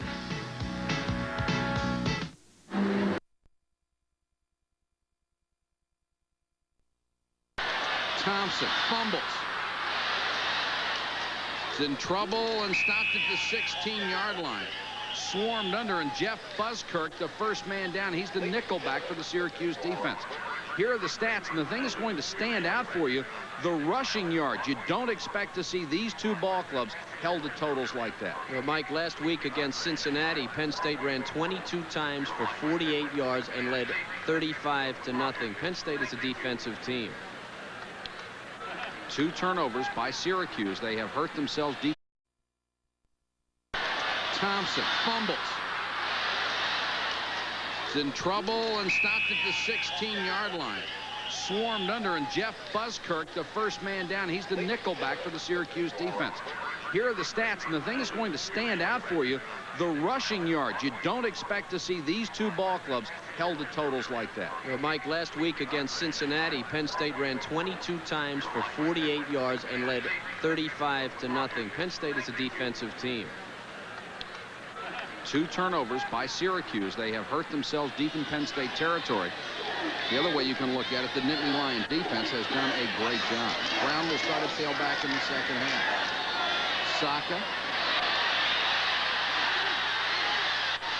And they got him at the 7-yard line. Great job by Terry Wooden. Number 90, Rob Burnett, was also chasing him down. And they were able to get pressure on the freshman quarterback. Here's what the Nittany Lions did with the football in the first half. They held it for a lot of plays most of the time, but they had to punt the ball consistently until they threw the one interception, and then they got the drive that resulted in their only touchdown. That was a 4-play drive, and the big pass play from Saka to Brown was the key to that one. Well, I got to tell you, Mike, that's probably their game plan. We probably just saw it. 2nd and 20. Brown cracks through a hole, loose ball. Syracuse has it. Jeff Mangrum, number 28, recovers. And look, Dick McPherson, you think he's into this when you think he wants it? Penn State had no fumbles in the first half. Syracuse had 4 and lost 2 of them here. And there's a hand coming in from the side, knocking that ball out, and Syracuse has it. Big play. Now, that's something Penn State cannot afford. Mangrum, as you see on your screen, in that play, Penn State cannot afford that. Being weak on offense with a freshman quarterback, they cannot turn the ball over. It's the first turnover inside their own 35-yard line all year.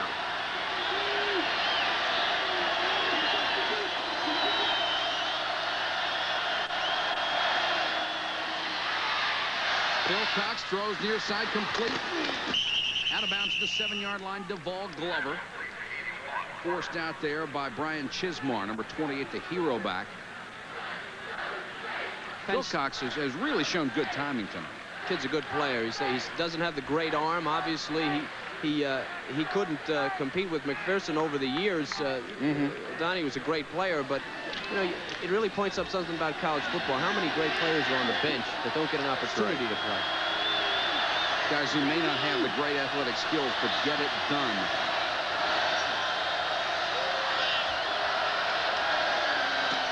Drummond running hard down to the 6. Andre Collins, number 31, in on the stop. Last man off the pile, Dave Zott, 79. Zott still down.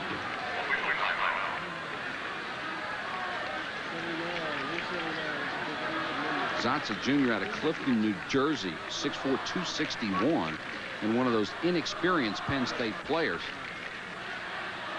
Of course, inexperienced a lot of times at a program like Penn State means he hasn't started a lot, but backups usually play an awful lot in these systems because they blow out so many teams.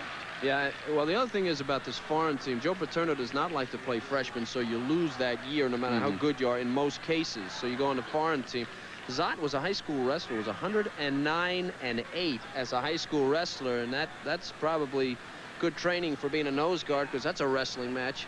Right side of your screen, 79. Here he is. He gets a shot in the head. There it is. The Syracuse knee in the back, holding his leg down and then twisting. That's what it looked like to me. He's walking off the field. It could have been 2 things. It could have been a shot in the side of the head, maybe rang his bell a little bit, and that's why he was motionless, probably getting his head clear. Doesn't appear to have been the leg injury. Zott able to trot off under his own power. That's good news. The bad news for Penn State, it's 3rd and 4 at their 6-yard line.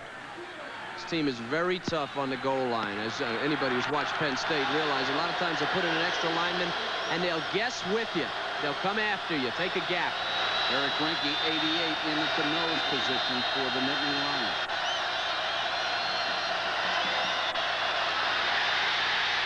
Bill Cox backs out of trouble, throws, touchdown, Deval Glover.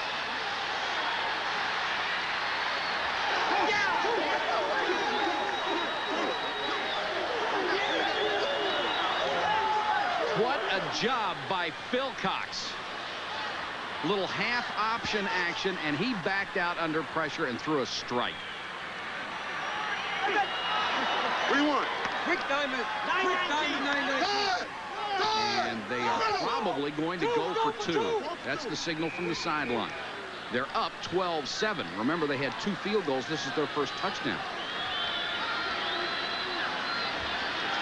25-second clock is at 15 right now. Dick McPherson just got a look at it, and he wants a timeout. He doesn't want him to blow this. It's a big opportunity. They didn't see the signal. Now they finally do with only 5 seconds left on that clock. So Syracuse will set up the 2-point play, and we'll be back to Penn State in a moment. We're not a company, but we recognize potential. We develop it. We use it. We'll make sure that as your responsibility grows, so will you. As your ability for leadership grows, so will you. Working with us, you'll gain self-confidence, become a person with a future.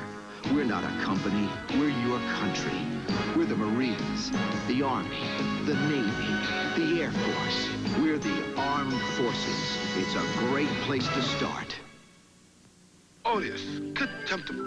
I'm speaking of offending in the personal grooming arena. When seeking maximum protection and a fresh new scent, one should grab new Right Guard Sports Stick from Gillette, antiperspirant and deodorant. Anything less would be uncivilized. My dad is always a pretty cool guy. Man, you know it. He'd love my new Cutlass Sierra. Beautiful. The new styling. And that new 3300 V6. What? And when I tell him it's an Oldsmobile. Not bad. Not bad at all. This is not your father's Oldsmobile. Now that's groovy. This is the new generation of Olds. It's back. It's going, gone. That's out of here. This and every sunset is brought to you by Michelob, proud sponsors of night games everywhere. Shouldn't your night belong to Michelob? Tonight's game is being brought to you by the U.S. Armed Forces. It's a great place to start. By the new generation of Oldsmobile. Step into the future now at your Oldsmobile dealer. And by Minolta cameras in the new Maximum Series I. Intelligent, ingenious, in a world by itself. After its first touchdown, Syracuse leading Penn State 12-7. They are out to go for the 2-point conversion, trying to get the lead back to 7 points. They've had a timeout to talk it over. Kevin, I have to guess they'll throw. Well, it's an option team, Mike. What they tried to do before was show option and throw.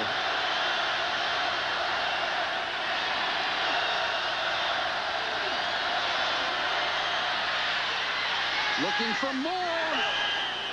Got it.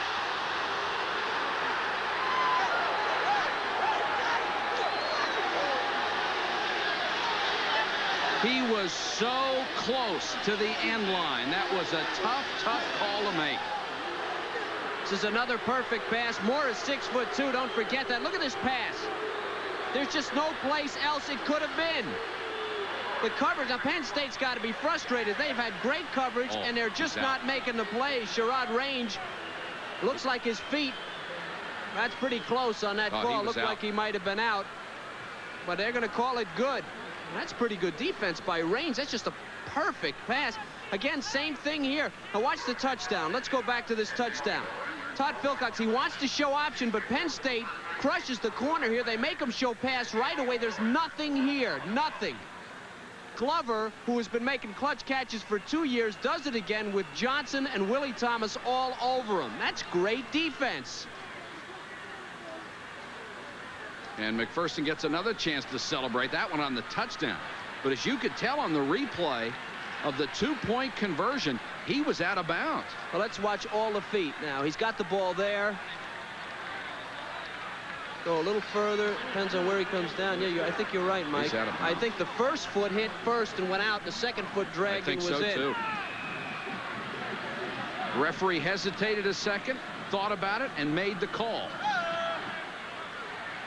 Right where he was supposed to be on the play. Brown, flag is down on the return. Great move by Brown to get another couple of yards out to the 25-yard line. I have to say, Syracuse receivers, Mike, acrobats. These guys are great receivers. And Philcox putting the ball where you got to be an acrobat to catch it, and they're catching it. And as you pointed out 2 or 3 times, Penn State has had excellent coverage on some of the big plays. Somehow Philcox has gotten it in there, and somehow the receivers have caught the football. Well, Willie Thomas and Eddie Johnson were all over Glover, and he stretched it out and made that catch. Now work's cut out for Saka here. He's coming back in, and he trails by 7. Tough spot to be in, and the penalty's going to go against Penn State. That touchdown was the first for Syracuse at Beaver Stadium since 1982. So Coach Mack had reason to celebrate. You wait that long to get one, and it's put that with the 2-point conversion has put Syracuse up 14-7, and now Penn State in the hole, 1st and 10 from their own 11.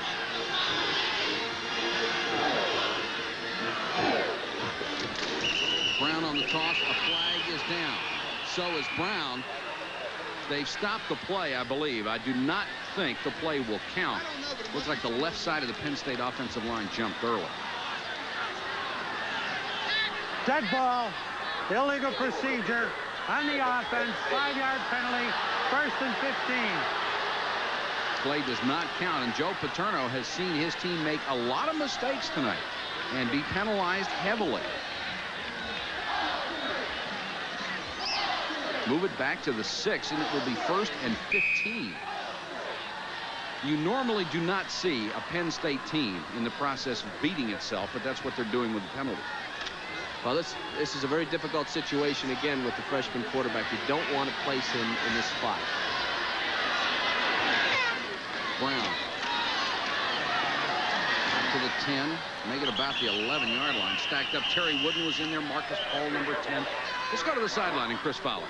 Okay, Mike, I was standing next to Coach Dick McPherson after the touchdown. Right before the 2-point conversion play, he turned to Father Charles here on the Syracuse bench and said, "Father, bless this play." The 2-point conversion, the blessing worked.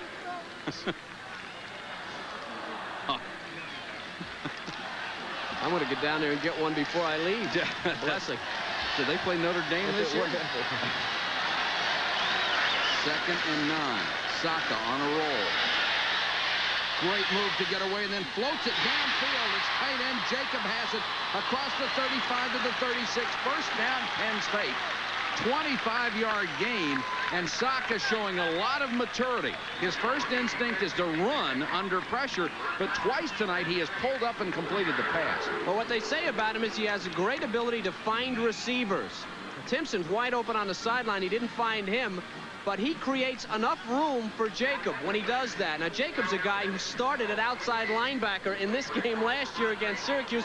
He's not fast, but he doesn't have to be. With Syracuse playing zone and Saka running around, he will create a hole for the tight end.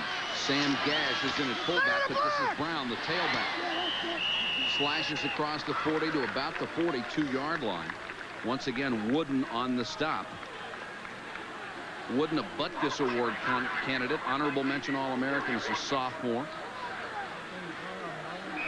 Syracuse people said he could be the best linebacker McPherson has had since he's been at Syracuse. But what he's got balance. He never leaves his feet. You can't knock him off his feet, and that's about the most important thing you can have on defense.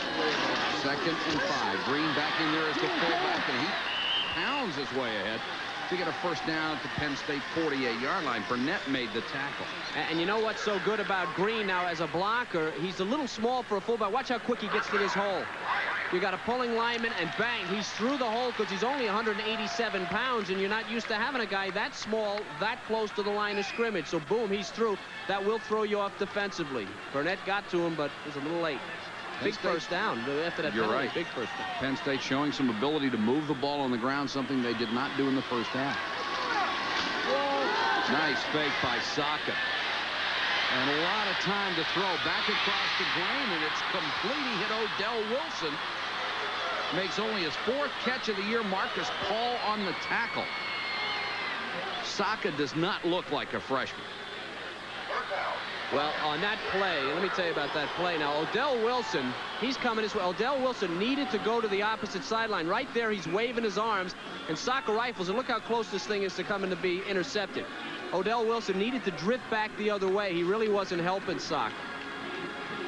And Marcus Paul was on the coverage. He has 18 career interceptions that ties him with a Syracuse school record. Brown. Huge hole up the middle. Marcus Paul got his hands on him. They bring him down at the 27-yard line. A 14-yard romp for Gary Brown out of Williamsport. 1986 High School Player of the Year. Why? Watch his feet. When you go to tackle a guy like this, you always look at his stomach, his belt, because that's the only thing that doesn't move. But you can see the Syracuse players are taking those fakes. You can't do it. Here's Burnett, number 70. Great pass rusher. He gets hung up here. He's not even looking. When Brown goes by, you got to keep your head clear. Green, the fullback, and they're really opening up some holes now inside the 20 to about the 19-yard line. This is only the second time Penn State has crossed midfield in this ball game. They scored the first time they did. Bavaro and Marcus Paul again on the tackle.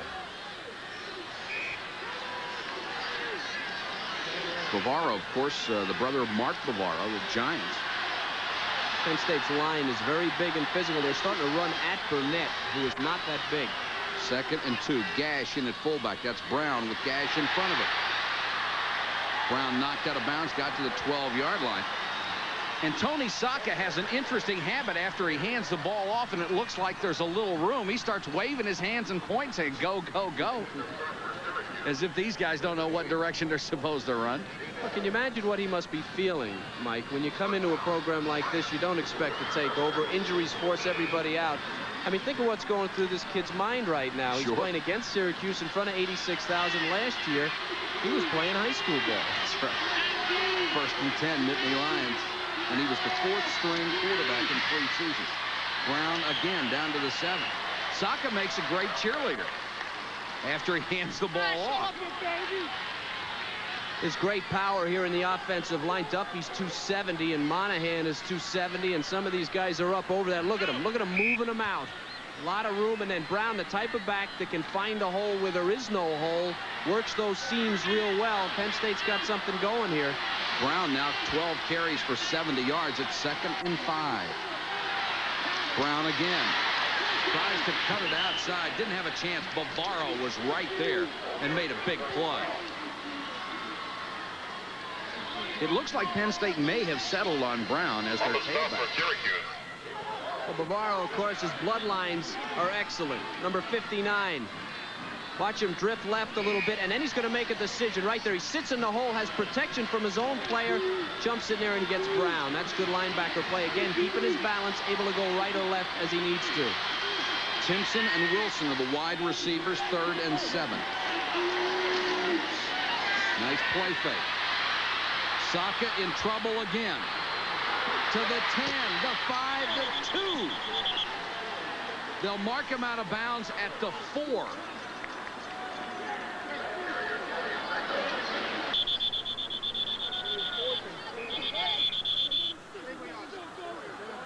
This kid's, he's going to go out of bounds on the 4, but he's got to learn not to take hits like this. Look at this hit. Oh. Stopped dead in his tracks. That was David Holmes. Now the decision you make, as a Syracuse player is down. It's 4th down and 2. Maybe Holmes. So Saka got the best of the exchange. That was a tremendous blow by Holmes. This is a great defensive play by Holmes. But you know what he did? I mean, it looked like a rib shot. It's tough. You know, Saka did that was he got lower than Holmes. And defensively, that's the worst thing you can do is have your midsection exposed, and that's a pretty tough kid, 6'5", 202. But as a quarterback, you don't want to do that.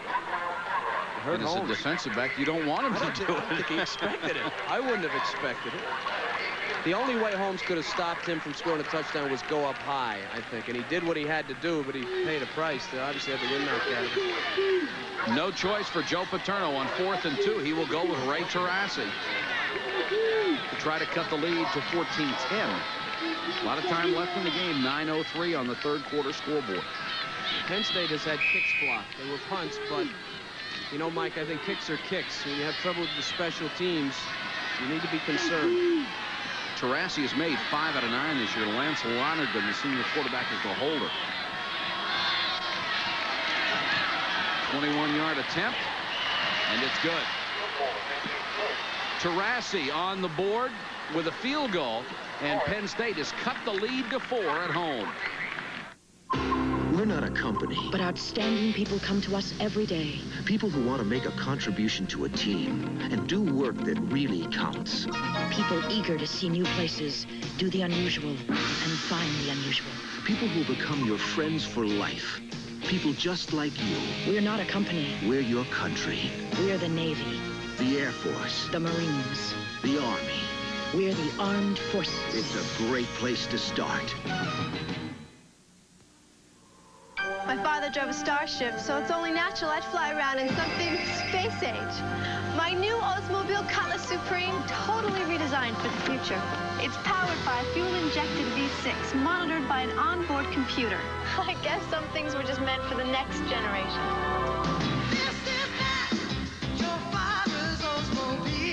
Ready, Dad? I'm ready. You ready? I'm ready. Steady as she goes. This is the new generation.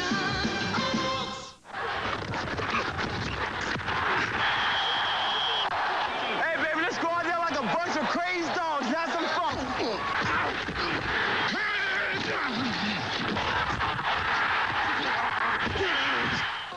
You mine, baby. Woo!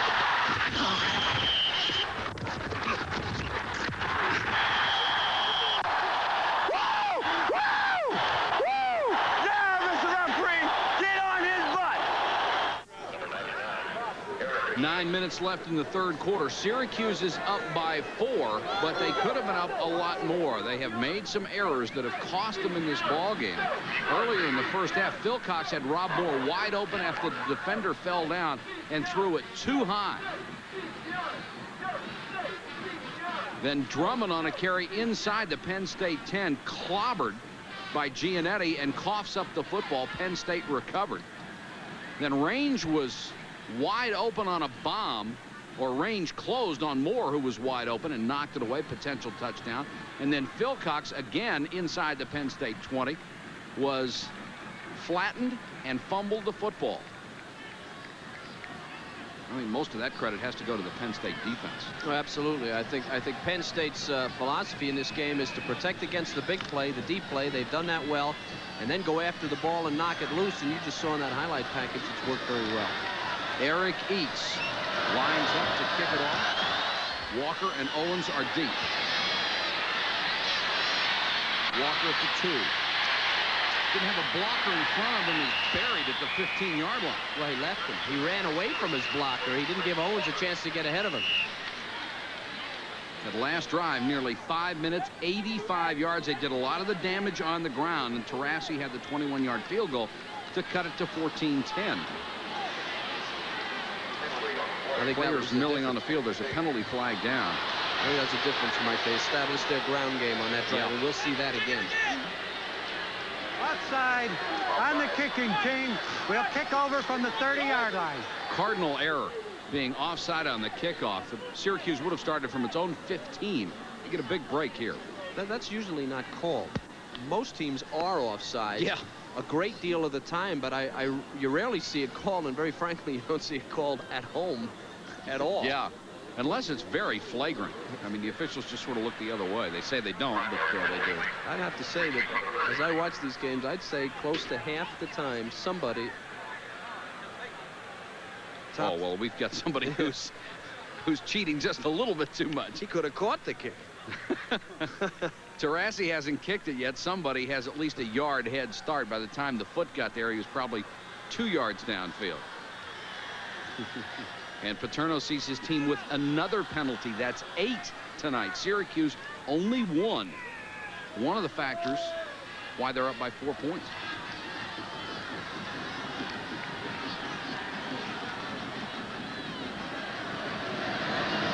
Meets the kickoff again.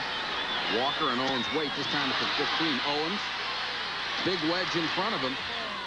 Ducks under a tackler, gets out to the 35-yard line. That is a pickup of 20 yards in field position on a 5-yard penalty. Next week, ESPN's coverage of college football continues. Tim Brando and Bino Cook at 11:30 Eastern with Game Day. Then the Ivy League matchup, Harvard and Princeton. Our primetime game at 8 o'clock, number 9, Oklahoma against Colorado. Then late night, BYU against Hawaii. 11:30 Eastern from Honolulu. Johnston and Owens are the running backs. Johnston pulling his way for about a yard. Let's go to Chris Fowler. Down here on the sideline with stand-up Joe. Look at this guy I found in the crowd. Looks a lot like Coach Paterno. These cardboard cutouts go for about 25 bucks a piece. They have sold thousands in central Pennsylvania.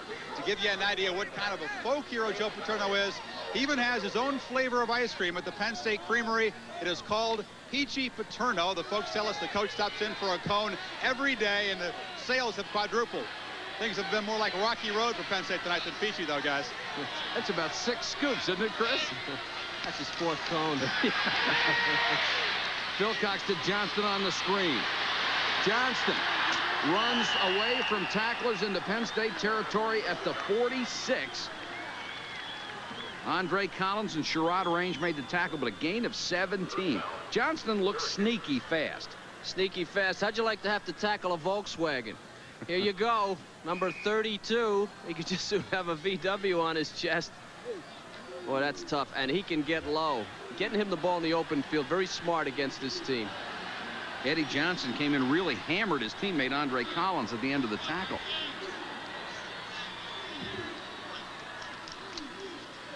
Option, Owens. Not this time. Good defense by Karpinski. Well, he's got, you know, they have him lined up out there in the short zone all day against Rob Moore. And when you option out there that quickly, he's letting Moore go. Here you go. Here's Karpinski. He's hitting a wide receiver and sitting there. So you're pitching to him. The fullback fell down is what happened. He couldn't get to the corner, and Karpinski knows what to do when there's a ball carrier in front of him. Good defense, good alignment. Tough play to call into that alignment. It's an engraved invitation. Yeah, how do you do? 2nd and 12. Davis, the tight end, will shift to the far side. Philcox, good play, faking under a lot of pressure. Unloads, threw it out of bounds. Good play by Todd Philcox.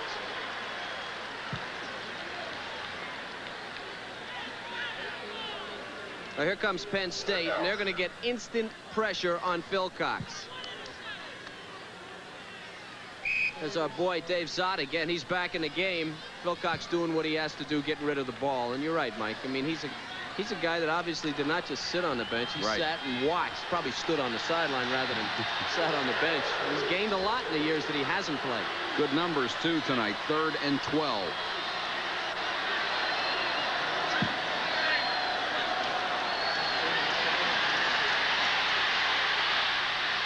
Plenty of time. Finally throws. Knocked down, intended for Owens. He was hammered from behind by Eddie Johnson. And Chismar came across and knocked the ball off. And Philcox is on the ground. He knew he was going to be unloaded on as he got rid of that one. And Dick McPherson. Well, they really like this kid here. He gets Flannery, that's the center. And he, look at him. Even though he's hurt, the first thing he did was turn his head to see what happened on the play. That was Matt Baggett made the sack, yeah. Matt Baggett on the sack, and Philcox seems to be all right. He says, after 5 years, I don't care what's wrong with me, I'm going to play. Eddie Johnson stands at his 15, awaiting the punt of Kevin J. Green. The reason we always say Kevin J. Green is because Kevin D. Green is a backup quarterback, or a backup fullback. This is Cooper Gardner, however, excuse me. High sailing punt. Fair catch called at the 11-yard line by Eddie Johnson. 36-yard punt. 6:42 left in the 3rd quarter. It's a 4-point ball game.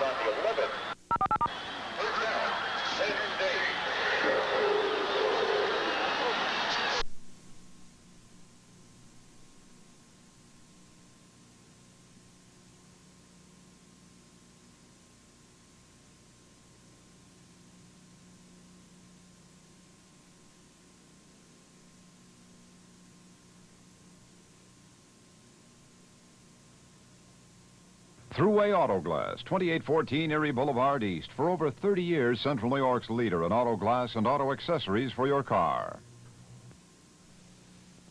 There's a lot more to health care coverage than just the blues. Now there's a choice. Patient's Choice, the area's fastest growing health maintenance organization and the only plan established by Central New York physicians. Our extensive prepaid coverage through more than 600 area physicians includes most checkups and tests with no claim forms necessary. To learn more, ask your employer or call Patient's Choice today for health care coverage that's sweet music to your ears. You're my dad, Gary Bettenhausen, the Indy driver, ought to see what kind of drive the new generation's got. Hey, what are you doing here today, Mr. Bettenhausen? Yeah. So I let him take my new Olds Cutlass Supreme for a spin. Right away, he took to the smooth handling. And the fuel-injected V6, he sure liked what it could do. This is not your father's Oldsmobile. This is the new generation of Olds. Well, where have you guys been? We ran into a little traffic, honey. You see the shot of Syracuse quarterback Todd Philcox. They are icing his lower back. The trainers examined him when he came off after taking that big hit. They looked underneath the flak jacket, then started applying the ice. Doesn't look too serious. He should be back. Back upstairs now. All right, thanks, Chris. Penn State with the ball at its own 11-yard line. They have averaged starting on their own 19 for the entire game this half. Their own 11, their own 11 again, and their own 17-yard line. So anything they've gotten, they've had to earn. Thompson at tailback. He'll get the ball. Thompson drags Bavaro with him across the 15-yard line. And, Kevin, they have established a run now. They have, and they're going to a guy now who's not much of a lateral runner. Now, Thompson is the guy that was supposed to start this game. We were told he was going to start, and then Brown started the game. He's kind of a slasher, speed and power. I think maybe they're feeling their line can handle Syracuse a little bit up front. They're going to go straight ahead with it. We have not seen Sean Redmond, the other tailback. All three have played before. Nice hit by Busey, one of the inside linebackers, shoving Thompson back that time. Busey and Bavaro, the number 2 and number 1 tacklers on this club. There's Busey from Mentor, Ohio. Where Syracuse was strong on the defensive line last year, great on the defensive line. Ted Gregory and those guys. That's not true this year. They're not bad, but the strength of the defense is the linebackers and the secondary. 3rd and 4. Sam Gash, number 11, in at fullback. Saka to throw. A lot of time now, pressured, and they've got him at the 5. He throws it away. This should be a flag, and it is.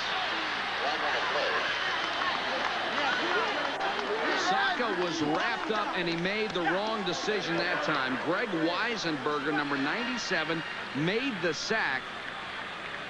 Weisenberger does a great job of reacting. You're going to hear about this. Saka's going to hear about this when he goes. There's just no way you could do that. Loss of down and the yard, so it's 4th and a mile. He was undressed. His shirt was down around his knees by the time he got rid of that ball. Helkowski will come on, will have to punt out of his own end zone and will not have the normal amount of room. And remember, they've had punt problems getting these things blocked. And Syracuse with 10 men on the line. 2 blocked last week against Cincinnati. Helkowski gets it out of there. Ingram with a chance to return from the 41. Got a gap, almost broken, 1 step away. 39-yard kick, an 8-yard return, and again, Syracuse with tremendous field position. Matt Baggett may have saved the touchdown. Philcox is well enough to come back on the field.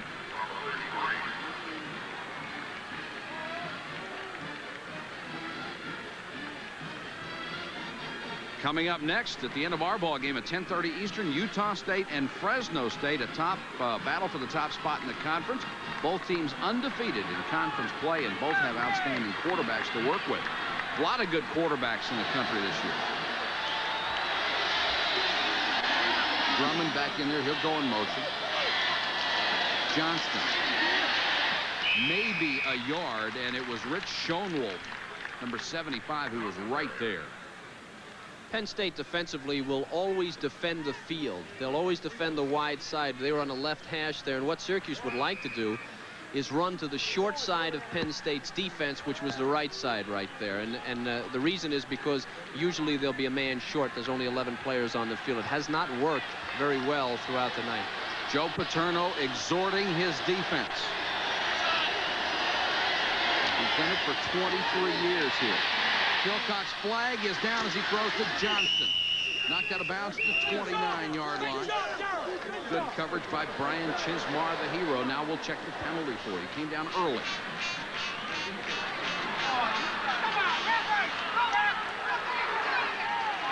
Against Penn State. And Joe Paterno's got to be getting a little hot under that collar with all the mistakes his team has made so far tonight. Well, I didn't see any movement. Somebody must have lined up offsides, and that's obviously that's not good. Offside on the defense. Second down. It'll make it 2nd and 5 with 4:32 to go, third quarter.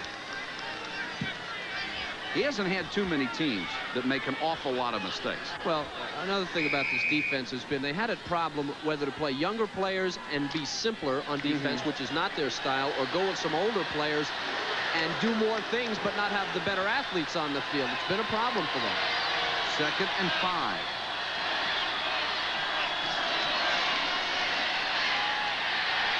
Philcock's the screen to Drummond. Got a couple of good blocks and has the first down. Got a great block from John Flannery, his center, and Flannery is the Syracuse player still on the ground. He threw a superb block to Springham. Penn State's an up-the-field type of defense, very aggressive. Now, here's Moore. And here's a guy who's been going, they call him a big play guy. And here's a guy making a block downfield. Just a Sherrod Rage going down. This is Flannery, but I think that's a good shot of Moore. You see the guy running patterns, making great catches all night. He's not afraid to block either. Oh, he's big enough, 6'2", 197. Now Flannery will be helped up to his feet. He was limping a little bit when he first got up, went back down on the field, and you see he's still limping a little. Here's Flannery. That's a Conrad Dobler block. May have caught a knee in the back of his own knee. Yeah, well, you do get hurt. That's almost a leg whip, and a lot of times when you leg whip, you'll hurt yourself. Dan Erickson, number 71, will come in at center. Erickson, a sophomore, 6'3", 249. Tough place for a new center. 1st and 10 at the Penn State 18-yard line. Syracuse has been here an awful lot tonight, Kevin. Yeah, they've come away with only 14 points. 2 field goals and a touchdown. Well, Penn State has risen to the occasion defensively. They have a tendency to pull out a few wrinkles here at this point in the field.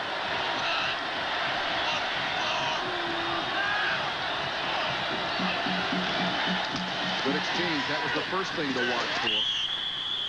They complete the pass at the 10 to Rob Moore.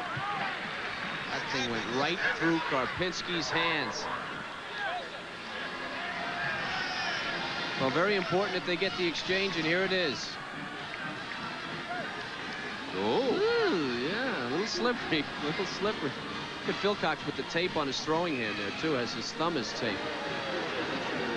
Philcox has now hit 16 out of 24 for 218 yards. 2nd and 2 after that completion to Moore.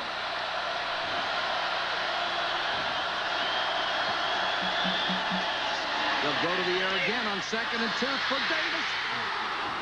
Could have been a touchdown, could have been an interception. Neither one came out. Willie Thomas dropped it after Davis did.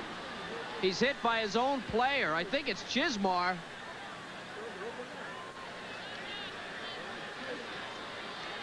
There's Willie Thomas. Now he's got it.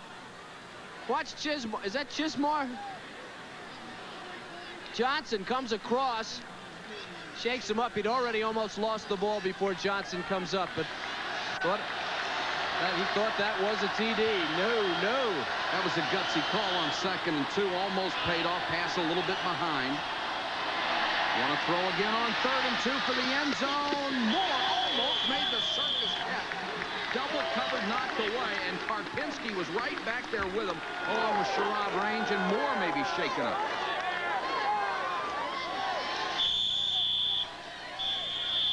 Well, you got to be wondering what Karpinski's doing back there at 225 pounds. Great effort. There was nothing there. Philcox threw that ball into double coverage. You can see it. And Moore almost came down with it. They had 2nd and 2 deep in Penn State territory and chose to throw the ball twice. Well, he was the first play. You made a point it was a good call. The second play, there was nothing there. Right. And I don't know that he should have even thrown that thing. Moore able to come off under his own power, and this will set up a field goal situation with 4th and 2.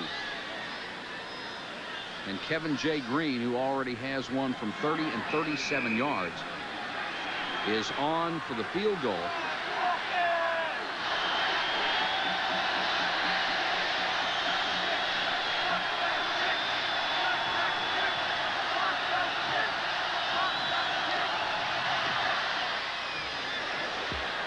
Three for 3 for Kevin J. Green. And Syracuse extends its lead once again to 7 points with 3:48 to go, third quarter.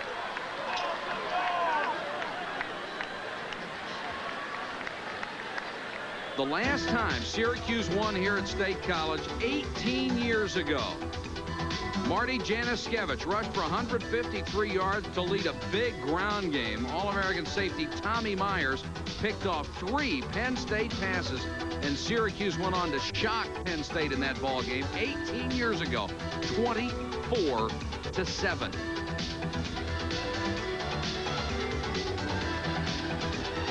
And Kevin, how long have all these Eastern teams, all the guys that play Penn State year after year, go through these streaks where it's been 18 years since they've beaten at home, 23 years since they've beaten them anywhere? And this Syracuse trying to get to Penn State's level. If they can beat them 2 years in a row, what a boost for the program. Absolutely. That's one of the sad things about the end of this rivalry. Sure is. Coming up next year. I think it's a great rivalry, and it's now starting to heat up again. And in 1990, it'll be the final game, and that's sad. I just feel like Eastern rivalry should be preserved. Eastern football really was so big years ago. Sure. You hate to see him. You hate to see it become totally national. And it is again now. Yes. Brown at the goal line. Just shy of the 20. Syracuse has done a pretty good job of covering kicks tonight. Dwayne Kinnan down on special teams, number 43. He made the first hit. And Tony Sacco will come out to try to lead this ball club back to a tying score. They're down by 7. I think Penn State established their running game on the last series, and that's really what they need to do. I think they need to come back to the running game and pound it just a little bit here. Saka's only thrown the ball 13 times. Seems like more. He's completed 8 for 137. Thompson, the tailback. Instead, they'll give it to Green, the fullback. Green gets a couple, and Saka was back there again leading the chief. Wooden made the tackle. A great little move there by Green. You never see a fullback able to slip a tackle the way he did there. Now, Steve Wisniewski is probably their best offensive lineman, and as I said earlier in this broadcast, a leader in the huddle. Exactly. He has not been in the game for a while, and that's got to hurt him. Number 66 not being in there. He's their guy. Take to Thompson. Saka with plenty of time. Goes short. That'll be well shy of a first down. They'll mark it near the 28-yard line. Complete to Gash, his fullback. Wisniewski, the All-American, had a very bad thigh bruise. They didn't know how much action he would be able to see tonight. And there he is. 265 pounds, another one of the great Penn State linemen. A top pro prospect and a leader in the huddle, and maybe they miss him just as much as a leader. Green and Thompson, the backs on 3rd and 2. Saka to throw. 4-man rush, room to run. Got to the sticks and passed for the first down. Good mobility by Saka. Tremendous coverage by the Syracuse secondary. Everyone was covered on that play, and Saka realizing it and has that ability. Watch this. Now watch the yellow hats in the secondary right here. You see on the short in the middle right of your screen, the coverage may be here on the 40-yard line, but Saka has already started to run by that time. That's pretty good coverage by Syracuse. 1st and 10. Nittany Lions down by 7 at home. Thompson. Barbaro got the first shot and then got a lot of help shy of the 35-yard line.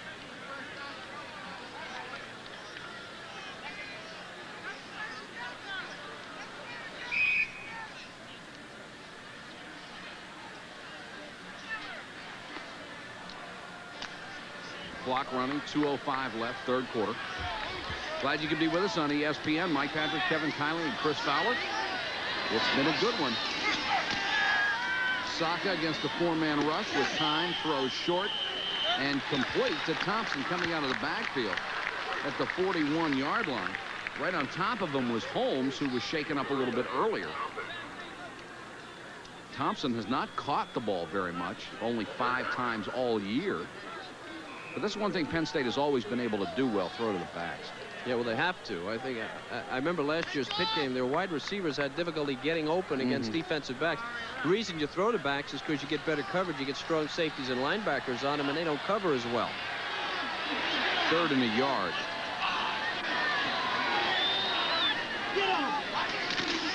Thompson. Saka. I don't know if that was planned or not. Saka has the first down at the 45-yard line. It was either a missed handoff or a great fake. No, you know why it wasn't a missed handoff? It was a great play because Timpson, as soon as the ball was snapped, number 5 Timpson, right here, he went looking to block. And he was on that side of the field. He immediately went looking to block somebody downfield. So Saka was able to get the first down. He didn't block anybody, but he was looking. Saka, 7 carries, 32 yards. Those are 2 big carries in a row. 50 seconds to go, third quarter. 1st and 10, Nittany Lions. Saka to throw. From behind, Wooden, and Saka never saw him. That's 4 sacks for Wooden. Make it 5. They've done a great job all night on Wooden, but on this play, they don't get to him. He takes that outside rush, and Saka's just and is held and still gets loose. Now Saka has no idea. That's something I think as you get older you feel it. You know, you have to feel that backside rush. I think a quarterback gets an idea, I've been here too long, and he's got to move. He doesn't have that yet, so Wooden was able to get to him. In other words, you need to feel it before you feel it. Yeah, that was Jeff Brubaker. 2nd and 20. Saka takes off. Tripped up. Great tackle by Jeff Mangrum, the strong safety. Saves what could have been a big play because Saka had room. That's the end of the third quarter. A huge crowd at Beaver Stadium in Penn State, watching as the Syracuse Orangemen have taken a 17-10 lead over Penn State. Back in a moment. This is not the time to learn that all antifreezes aren't the same. What's in your radiator? Come on, answer. 2 and 1 the count. Hi, honey, I'm home. Ooh, I like the way it looks. I'll be finished soon. Oh, good. Look, I bought you some new fishing clothes. Hey, those are nice. Thanks. In fact, I'll wear them this afternoon. From work to weekends, Dickies are America's favorite work clothes. Made with Fortrell polyester by Fiber Industries. What's the secret to Pop Secret microwave popcorn? Perfect popcorn popped under perfect conditions. Pop Secret leaves very few unpopped kernels. Pop Secret from Betty Crocker. It's the only way to pop. Pop Secret introduces the perfect addition to perfect popcorn. New cheese. Pop Secret. Now with a great taste of real cheese. Now Minolta gives you more, gets you closer than before. Freedom Telly is your best move. Your best move. Closer close-ups, wider wides. Get 6 alien side by side. Only Minolta's Freedom Telly gives you not 1, but 5 autofocus beams for perfect focus when moonwalking. Freedom Telly is your best move. Your best move. Freedom cameras. Only from the mind of Minolta. I used to put in 5-6 hours of TV a day. Now I can't get near it. My parents always have it. You see, Stanley's giving away these home improvement videotapes when you buy a Stanley tool. So now they're doing a few projects in every room in the house. So what am I supposed to do now? You can mow the lawn. Clean your room. Read a book. Get a job. Get a job, yeah. Get a free home time video. Win a Chevy truck, a $20,000 home improvement, and $1,000 worth of Stanley tools in the Stanley Home Improvement Challenge. This is not the time to learn that all antifreezes aren't the same. What's in your radiator? What do we do now? Ready to start the fourth quarter. 15 more minutes of football from Beaver Stadium, and Syracuse leading Penn State 17-10. I'm looking third. I'm screen and draw. Not a draw so much. I don't think they have a chance, but maybe a loose screen with a guy drifting downfield. I'd really be surprised if they let him turn it loose on this thing. Brown and Gash, the running backs, behind Saka. Over the middle, behind Timpson. They'll give him the catch. Nice grab, but it's a couple of yards short of a first down. Well, I'm amazed at this. This thing's a little behind him. If he let him, not made him go down to the ground, they're going to give him that catch. Looked like a pretty good catch. If he'd let him, he might have had a first down. If he had to hold up here, that might be what cost him the first down. Well, for certain it did. Brought him right to the ground. Boy, that ball looked like it almost on the ground there, didn't it? That was a heck of an effort. Helkowski will come on to punt on 4th and 2. Joe Paterno will count on his defense to get it back. Chris Ingram back. 10 men up front for Syracuse. We remind you again about those 2 blocks last week. He came hard again, didn't get there. Ingram, fair catch at the 12. 35-yard punt for an update. Let's go to Tim Brando. Tim? Interesting development in Baton Rouge. Now, after a quick kick that was blocked, on 4th down, Kentucky back to punt, and Ron Sancho blocks it again. This time, it leads to LSU inside the 10-yard line. And from there, Eddie Fuller, you all remember him from a week ago, right? Caught the touchdown pass to win the game, Mike Patrick and Kevin Kiley. There he is, giving LSU the lead again, and the score 7-6. Oh, deja vu again. Tim, we said look out for a block punt. We didn't know it was going to be at LSU. 7-6 again. Eddie Fuller, what a week he's having.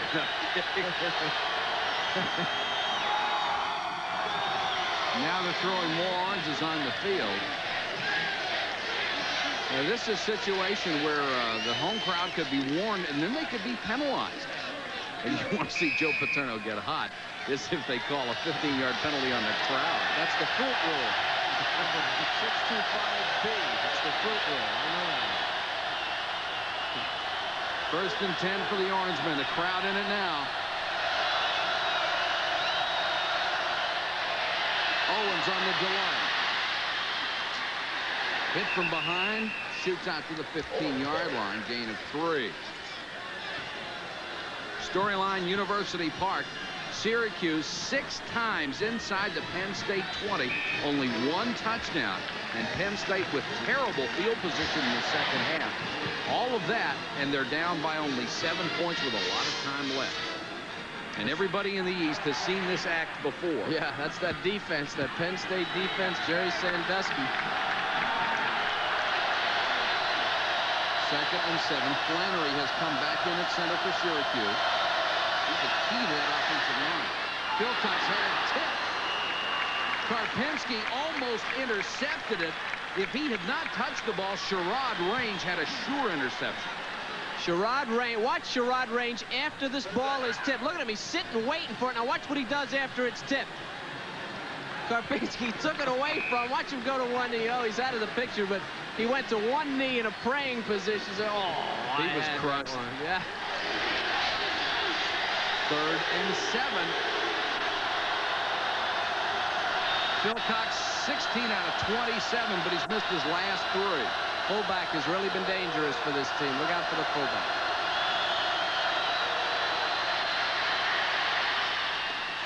Sideline incomplete. Flag is down. They're going to call interference on number 25, Willie Thomas.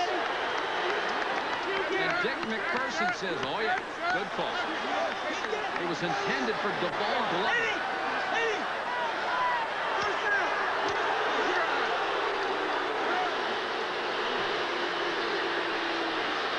And as you can expect, Joe Paterno and the home crowd don't like it. No, I don't imagine they would like this. That's a tough call. It was a tough throw, and I don't know if it could have been caught anyway. It's going to be a first down. And Joe's going to give one of the officials that comes over toward him, oh, is he getting a piece of his mind? A large chunk. He was plenty calm yesterday. It's the right hand. It's the right hand on Glover. They're calling the right hand on putting it on Glover. And 2 officials made the call. Owens, line of scrimmage and no more. Let me tell you, from a defensive standpoint, that might have been a good penalty for Penn State. The crowd is in this game. They were sleeping. And, you know, Joe must know that. He's up there, and he's getting them going. And they're really howling now. And that'll get a defensive team going. He hasn't missed many tricks in 23 years, has he? Yeah, Dick McPherson was telling us earlier that Joe knows a few tricks. Listen to this crowd. 2nd and 9 on the action. He has it worked all night. It didn't work there. Owens got bombed. Mark D'Onofrio, a backup linebacker. Hey, the tailbacks are going to get in the huddle when they call that play and say, let's think of something else. Oh, no, not the option. D'Onofrio, they say he's got great lateral ability.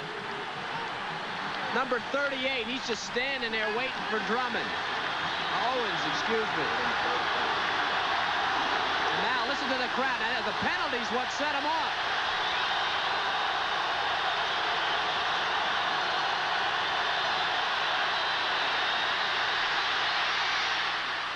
It's complete, but maybe short of a first down. Glover had it, dove forward. It is all in the mark. They had to get to the 35-yard line. Chismar made the tackle. They are spotting it apparently inches short of what they would need. Mike, I don't care where they spotted it, was not a first down. When he hit the ground, that ball was short of the 35-yard line. And that's what Joe's saying, too.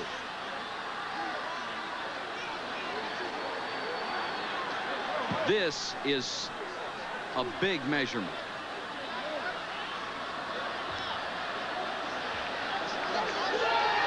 First down. And Joe really is set off now. Great poise by Philcox on that play. Sure was. The crowd was going crazy. He was getting pressure, and he threw it right in there. There you go. Look at the pressure. They're coming to get him. He hits Glover, and Glover stretches it out, looking for that first down. Never did get there. Never got to the 35. The spot gave him the first down. Remember, Syracuse up by 7.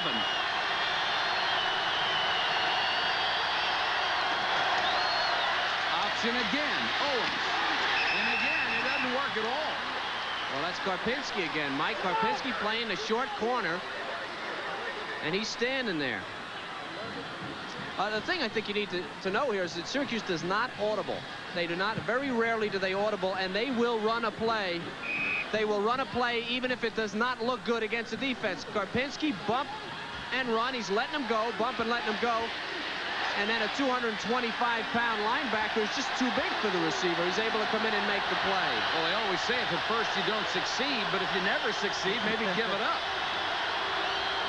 2nd and 11. Blitz. Philcox hangs in, tipped up, almost intercepted. And it was knocked away by Gary McCummings, or Giannetti had the interception. That was a great play by Gary McCummings, the left guard. It really was. That's Giannetti hitting it up in the air. Now watch. McCummings says, no.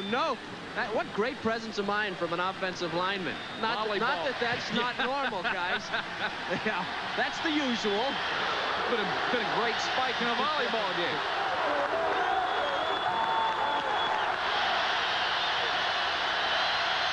Three-man rush.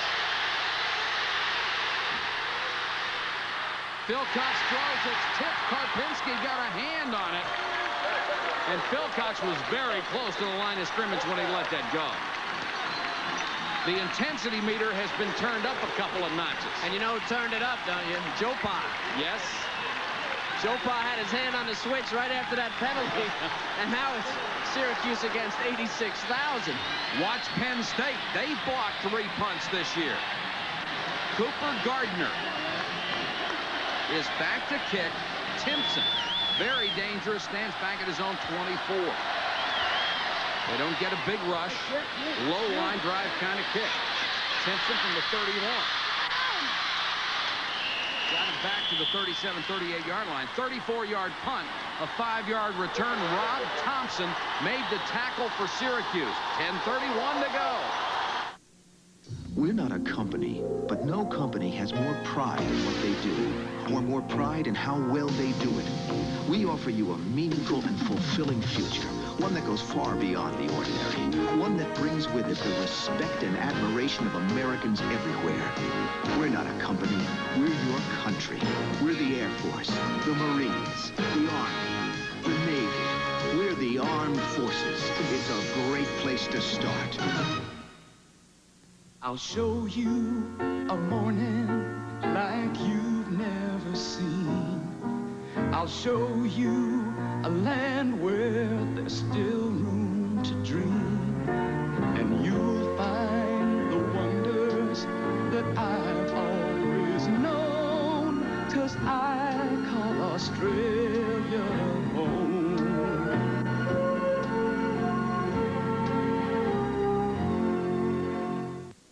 Too many people think a spark plug's a spark plug. Well, all spark plugs aren't alike. These AC copper core plugs match my car's specs like rounds in a chamber, firing up to 30 times a second for up to 30,000 miles of high revving firepower. Precision AC Delco parts. They don't just fit, they match. Keep your car running the way it was made to run. Now get up to $8.80 back on AC filters and plugs. See your retailer for details. Tonight's game is being brought to you by the U.S. Armed Forces. It's a great place to start. By Qantas, the airline of Australia, and the experts to the South Pacific. And by AC Delco, automotive parts that don't just fit, they match.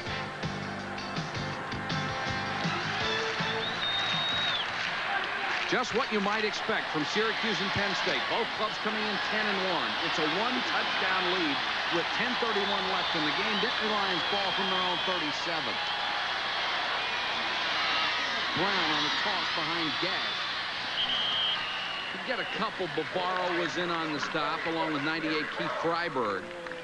Very tough to run wide again on Syracuse. Busey and Bavaro, very mobile inside linebackers, not terribly big, but they got outside there and they made the play. First time really they've tried that, as I can remember, a quick pitch like that. Penn State started this drive with their own 37. It's the best field position they have had tonight. Saka pressured, throws for Brown.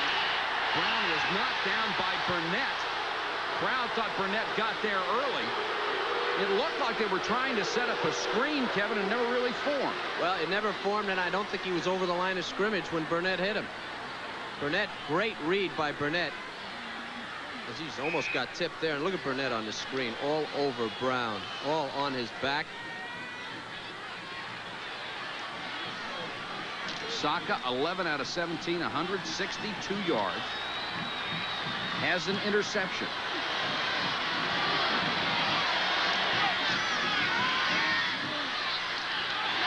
Knocked away from Jacob, the tight end. Couldn't hold it. A hand in there by Jeff Mangrum, a 4-year starter, an honorable mention All-American last year.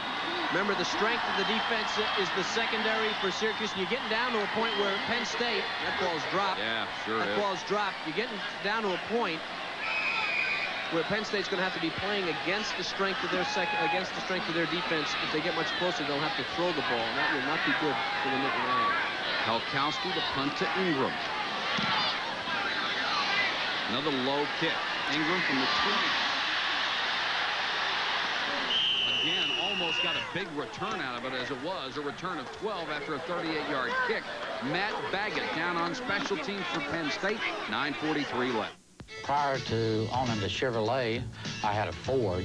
Well, I switched to the Chevy because I like the looks better than the Ford. I found out that they had completely redid the truck. You need a 4-wheel drive truck. You don't want to have to get out and lock your wheels in. If you want to go into 4-wheel drive, you can just shift into it. This Chevrolet truck is the best vehicle I have ever owned. Heartbeat of America. That's the Chevy truck. If you don't believe it, just go out and try it yourself. Now, the final chapter, students, in Bosworth's book of etiquette, personal hygiene. I suggest the maximum protection of new Right Guard Sports Stick from Gillette. Antiperspirant and deodorant. Anything less would be uncivilized. Sundown, Luke! I'm calling you out! Luke! Since 1896, some men have preferred to spend their nights in more rewarding pursuits. Luke! Shouldn't your night belong to Michelob Light? Luke! It's here.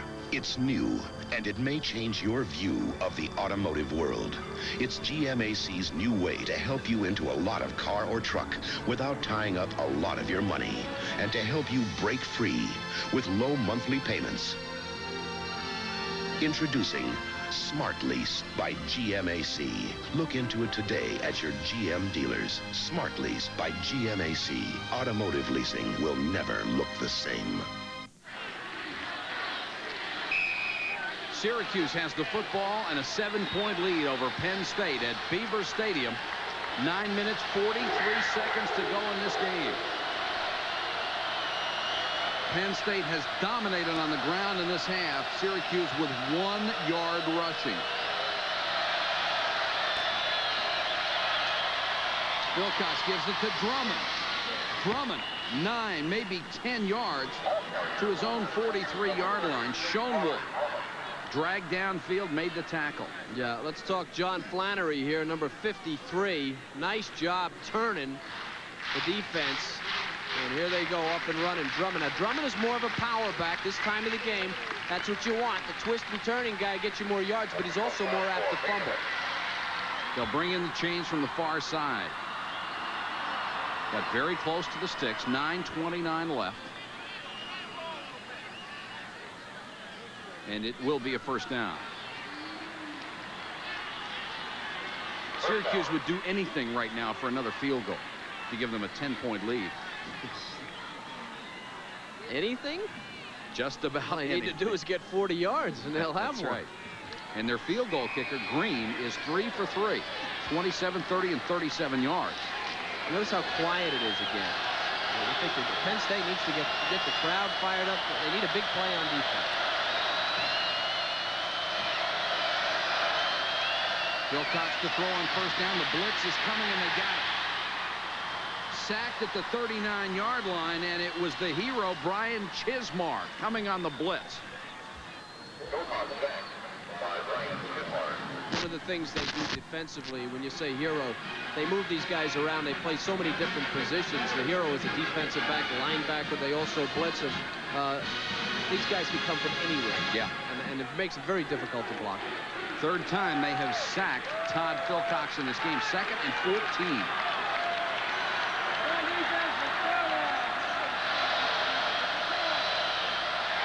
Wilcox blitzed again. Got it off to Johnston on the screen.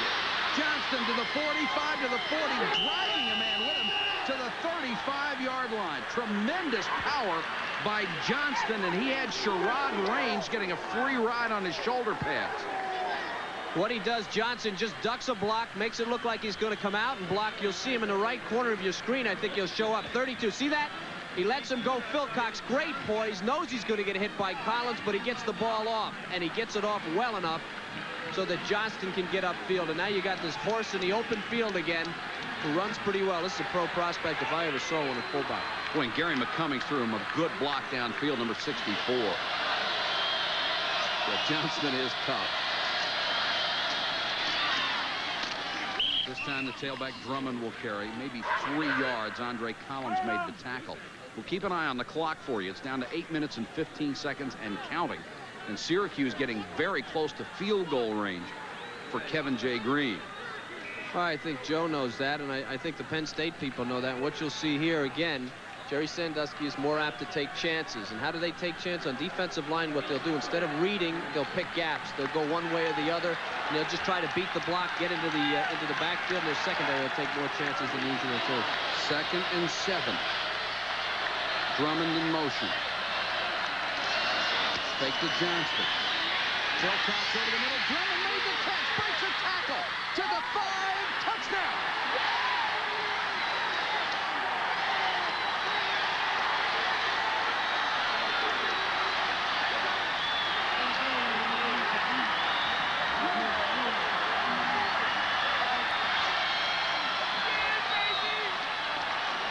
Can't say enough about Philcox, and you can't say enough about the people who have been receiving the ball. Look at the catch, the hit, and the toughness of Drummond. Now, this is a guy who's a power back. They call him a power back, a slasher. He slashed all right all the way into the end zone. Great balance. Eddie Johnson had the great shot at him just as he caught the ball. Got rid of him. Sherrod Range went for his legs. Drummond up a little slowly, maybe enjoying the moment. He was the motion man. They put him in motion, and they really caused some problems. Although the coverage was there, the coverage was pretty good. He just toughed it out and got it in the end zone. And now Green comes on trying to make it. Now they line up in the trick formation. Can't imagine him going for two in this situation. 238 straight extra points. Haven't missed him 10 either.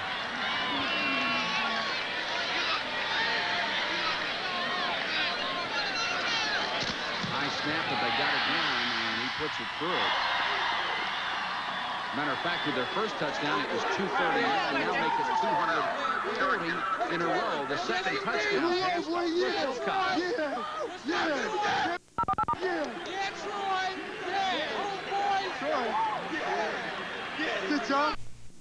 At the Ginter Corporation, we design, we build, we lease. We're the company that builds you a better place to do business. We're a people-oriented company. Ginter people listen to your needs, give you value-engineered solutions. If you're considering a new building or a renovation, consider Ginter. Call the Ginter Corporation for a meeting with the design, build, lease people. Ask Ginter, get success. Summer Olympic special issue, the commemorative Olympic pin set. And the all-new not-so-great moments in sports. You get it all. Just call Sports Illustrated's toll-free number and you'll get SI for over 47% off the cover price. Just 3 monthly installments of $9.89 each. You can even use a credit card. I gotta get to a phone. What's that number again? Here, 1-800-777-2100. Hi, have you heard of a video cassette called The All-New Not-So-Great Moments in Sports? You'll be thankful for ESPN in November. Every week, see the NFL's best in live Sunday night showdown and a Saturday stampede of the nation's finest college teams. College basketball tips off with 3 preseason tournaments, while championships are at stake in the final auto racing events of the year. Plus great golf at the Nabisco Championship and Isuzu Kapalua International. It's all live in November on ESPN. Number 36 is Robert Drummond, who just caught the biggest touchdown pass of his life, probably. 32 yards. He's from Jamesville, New York, outside Syracuse. Been there his entire career, and his touchdown grab and a great run after the catch has put the Orangemen up by 2 touchdowns over Penn State. And no matter how many big games Syracuse plays in, Drummond has got to think of Penn State as the biggest. You'll remember this one. Eastern rivalry. Brown. And Penn State is in a hole again as Brown couldn't handle the kickoff. They'll start from their own 17-yard line. Okay, here's Drummond on the touchdown pass. He's going to come right over the middle. He's going to take a heck of a shot right there, but keep going. Here he comes, number 32. 36, excuse me, nobody on him. Now watch the shot he takes.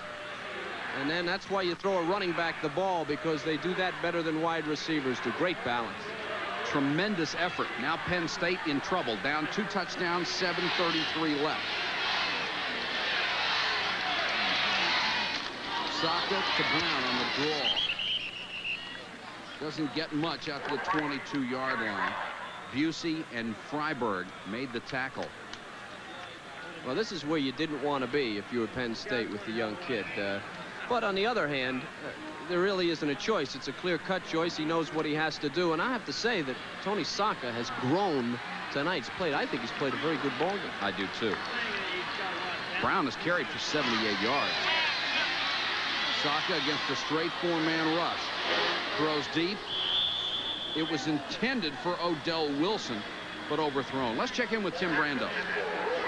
We've got another wild one down on the bayou. Watch Glenn Ford, a quarterback that's outstanding that most of the country probably hasn't heard of. Here he is, 70 yards to John Bolden. This shortly after the touchdown for LSU that had made it 7-6. That made it 12-7. Tigers come right back, though. Tommy Hodson looking for the elusive Tony Moss. This is a great catch. 9 yards in the south corner, and LSU now leads 13-12. Back to Mike.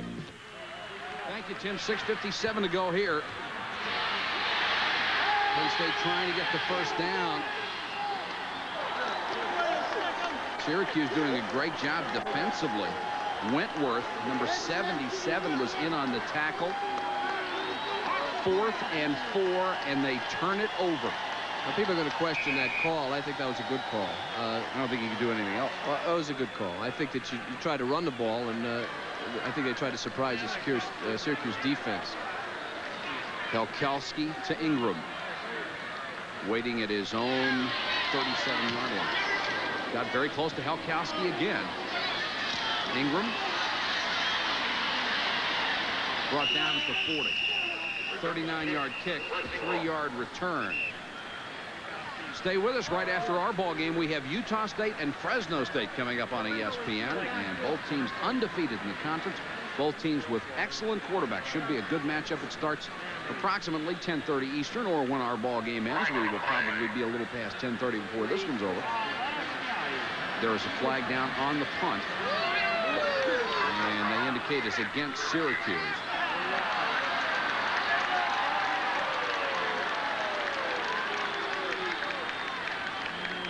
And it looks like the penalty came after the punt, so Syracuse will maintain possession.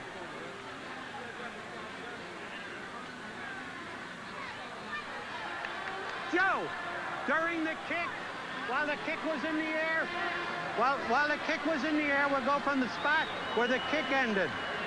All right, the ball was already in the air. It had already been kicked. Got a personal foul. Not personal foul on the run back, 15 yards from the spot of the end of the run. Now, the key to that one is if it had come before the kick on 4th and 4, it would have been a first down, and Penn State would have kept the ball. Right. As it is, they put Syracuse back to the 25-yard line. 6:12 to go, and you don't do anything fancy here, do you? I wouldn't, but the things that have worked well for Syracuse, most notably that pass to Johnston, have not been fancy. Think about that. Those short passes have worked extremely well. Johnston, and then, of course, the touchdown pass was also to a running back. Owens is in at the tailback spot behind Johnston.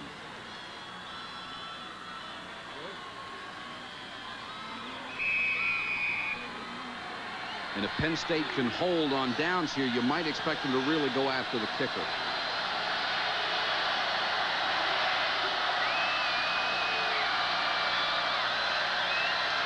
Johnston. Solid running across the 25 to the 27, 28-yard line. Making the stop for the Lions. The top passing games in Syracuse history, and Phil Cox is 3rd on the all-time list for single games, and behind a couple pretty good quarterbacks, McPherson and Hurley. And those games against Penn State. Tough to run on them. Usually you don't get the top running games against the Nittany Lions. They've been tough, especially in the second half on the ground. Long signal counts, trying to eat up the clock. Owens forced out of bounds. There is a flag down, and they threw it right at the feet of Pat Davis, the tight end, who was out there blocking.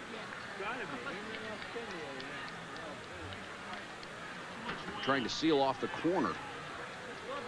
And it's a hold. That one will go against Davis.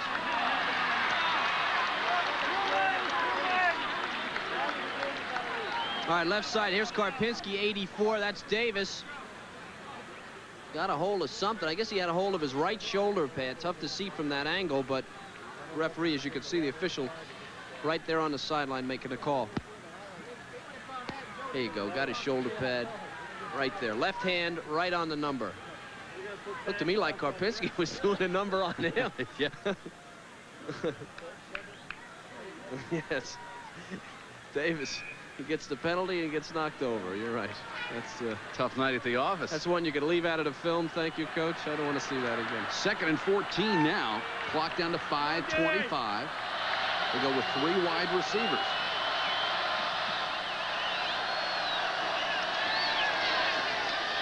Fake the pass, go with the delay. Johnston. Boy, he's tough. Over the 25 to the 26-yard line. They've been running all night with 3 wide receivers. I said earlier in the game, this is a team that can run inside power. This is a draw play, of course. Inside power without a tight end. They're that good, and this guy's that strong. Some say, the best fullback in the country, and fullbacks are not easy to come by. Not great ones. He's gained 45 yards on 11 carries. The other backs only 27 yards on 19 attempts. Clock inside 5 minutes. Syracuse doing a great job chewing up a lot of time on this series. Wilcox another delay. Johnston again. Karpinski is out there with him, and Andre Collins tried to get him out of bounds but couldn't. Clock continues to run. It'll bring up 4th down. And with Penn State's ability to block punts, they have blocked 3 this year, including 1 against Boston College when the score was tied 20-20 that set up the winning field goal. I've always found that fullbacks weigh more when you're losing. Yeah. This guy looks like he's getting awful heavy out there. Cooper Gardner facing a 10-man front. Timpson is deep to receive.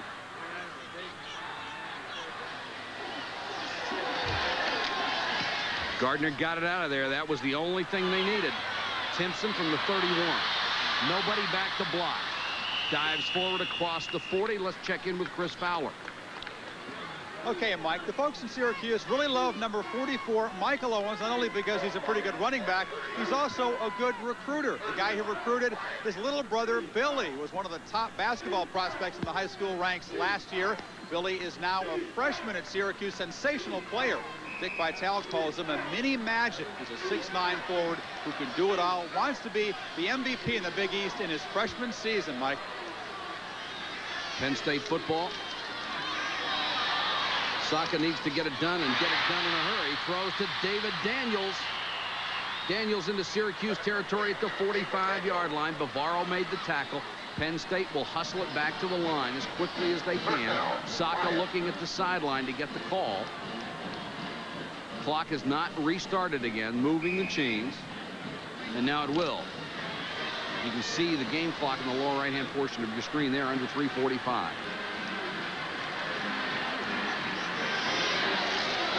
Saka on the handoff to Green, the fullback. Green cuts it back. Good yardage down to the 32. They caught him looking past there, and Green comes up limping a little bit. And you need to make the first down because it stops the clock, Mike, and he did. And so that's a good call. Penn State sending in a couple of players after every play, exchanging wide receivers.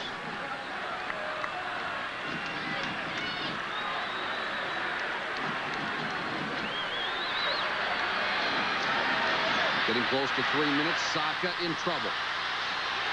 Throws down the middle. Wide open was David Daniels. There wasn't anyone within 7 yards of the wide receiver, and Saka just missed it.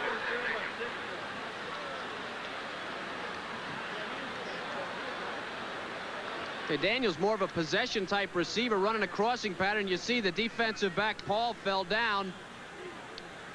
Saka just overthrew the thing, and he'll think about that one. Boy, that hurts. Yeah, it does hurt. He's 12 out of 21, 178 yards. He's only hit 2 of 6 in this quarter. Saka now scrambling. Goes down at the 30.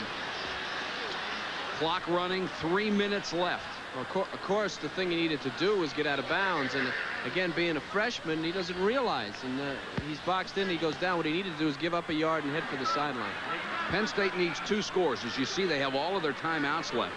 They need a touchdown. They need it in a hurry on 3rd and 9, and then they can use those timeouts in an attempt to get it back. 4-man rush. Saka unloads, tipped and almost caught. Gary Brown had a shot at it. He was being covered like a blanket by Terry Wooden after it was tipped. All right, here it is. Saka throwing the ball a little heavy. That one's almost intercepted. And then Wooden and Brown hits Brown right on the 7. And down. May have been tipped again by Mangrum just a little bit before it got there. Here's the game, 4th and 9 for Penn State.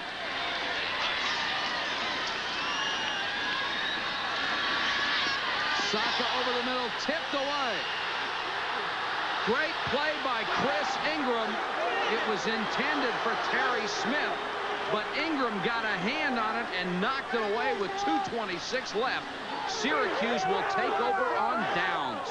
Turner wants interference. I don't think there's interference. Their legs get tangled up. Number 8's going to go down. He's already been tangled up with Ingram, and Ingram also losing, but it was inadvertent contact. It was not, he did not intentionally do it, and it's very difficult to tell who hit who. And there's McPherson, Dick McPherson, and of course he realizes that's probably the game. Syracuse broke the jinx last year against Penn State after 16 straight losses. They beat them at the Carrier Dome. This would be the first win at Penn State since 1970. And this is Drummond, wrapped up by Collins. And it would be the first back-to-back wins over Penn State in 22 years since 1966. And this is what Dick McPherson said he needed for his program, to show these guys it was not a one-time only deal, that they could come back and beat Penn State again. And it looks like he's done it, Kevin. Yeah, and I think he wants to show a lot of people, Mike. Yeah. And, of course, Eastern football. And Syracuse played a whale of a game here tonight. They certainly have. Up 24-10, under 2 minutes left.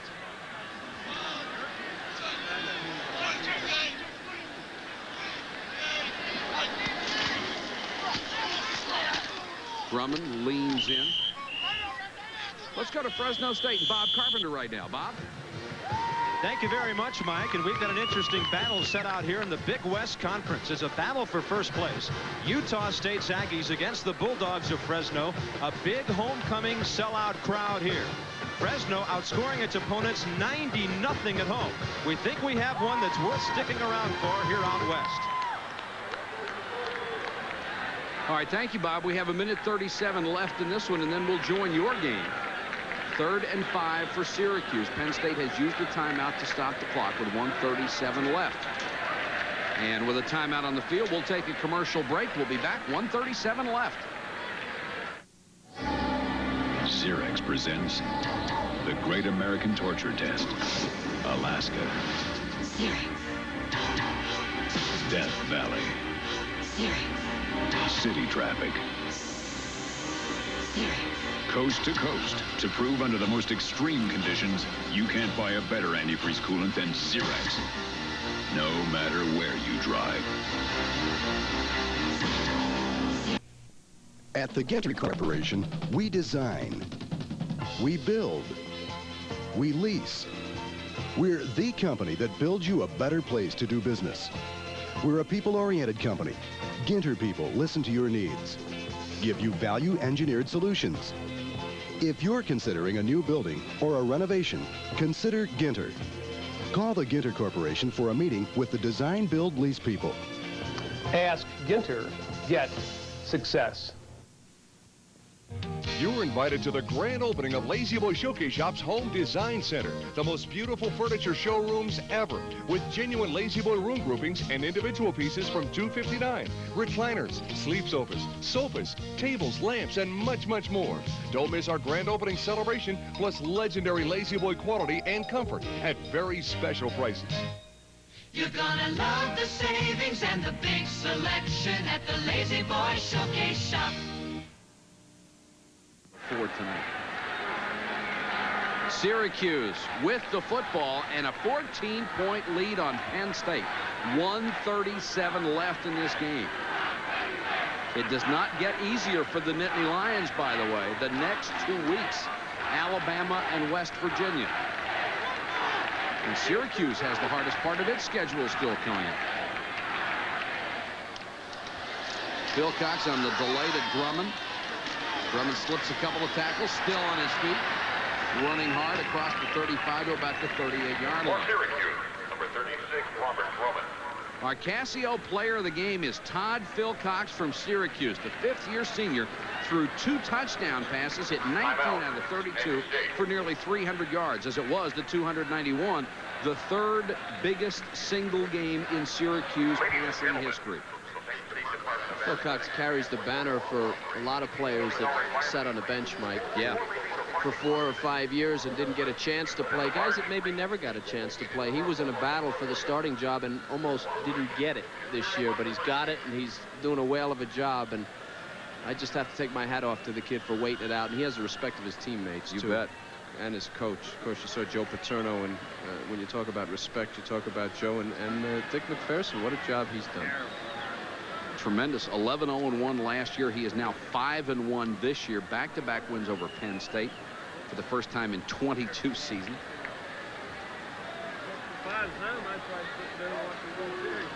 Who the beast of the East is yet to be settled. Syracuse certainly in the chase for that. 4th down and 2. They will go for the punt. Gardner with a 10-man Penn State rush staring at it. They come hard but don't get there. Timpson signals fair catch, makes it at the 31, dives forward to the 32. 1:17 to go in the game. A 31-yard punt, but that's not key. Cooper Gardner kicks it more than 10 yards, and it's a success. Field position was a big part of this game with a freshman quarterback again. Where Penn State started was important, and they started deep in their own territory most of the game, and it was a big factor.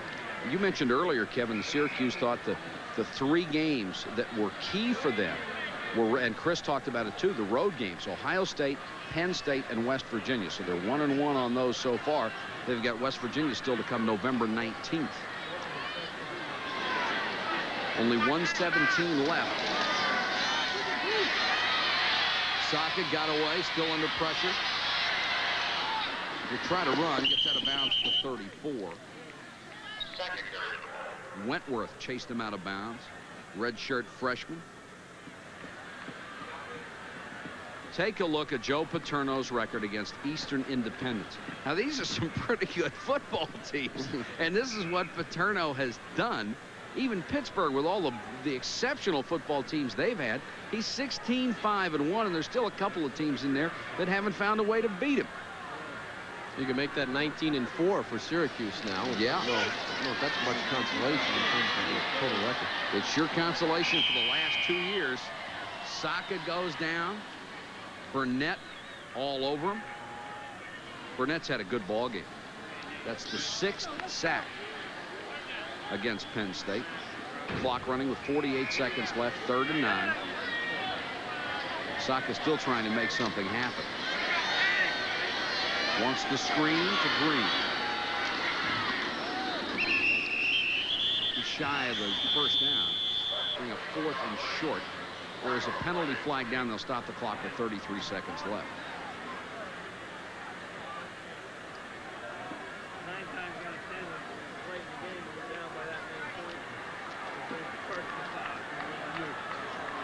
Good ball. Personal foul will go against Syracuse. Kevin, Syracuse had 15 starters back from last year's great ball club, but they lost their leaders. It looked like tonight they may have found some guys who could do that. Well, I think they had him. I think Philcox had the respect. The key to this game was the receiving ability of this team. They made some great catches. They did. Glover and personal foul on the offense. 4th down. All right, we'll go against Penn State instead of Syracuse. And Drummond, I think the catch and the run that Drummond made and the throws that Philcox have made, I think that's what Joe's doing. See, Joe's looking for leaders. He's had some problems. Lost his quarterback. He lost Tom Bill. Oh, Daniels with a shot to the head, then another one and another one. Gets the return from Jeff Buzzkirk. Buzzkirk says, hey, hit me 3 times. I only got him once. Saka on 4th and 18. Under pressure, rifles it over the middle and complete. And it's enough for a first down. Penn State will keep the ball. Good throw to Terry Smith. And a nice catch, but we're down to 15 seconds.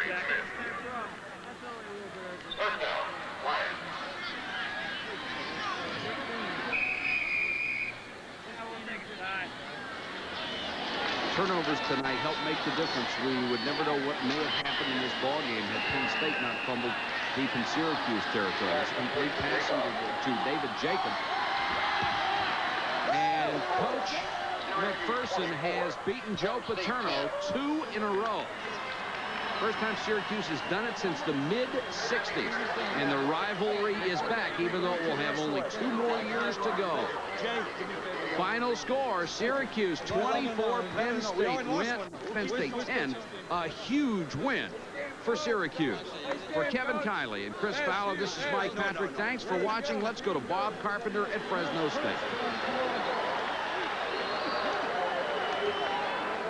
All right, Mike Patrick, we are just under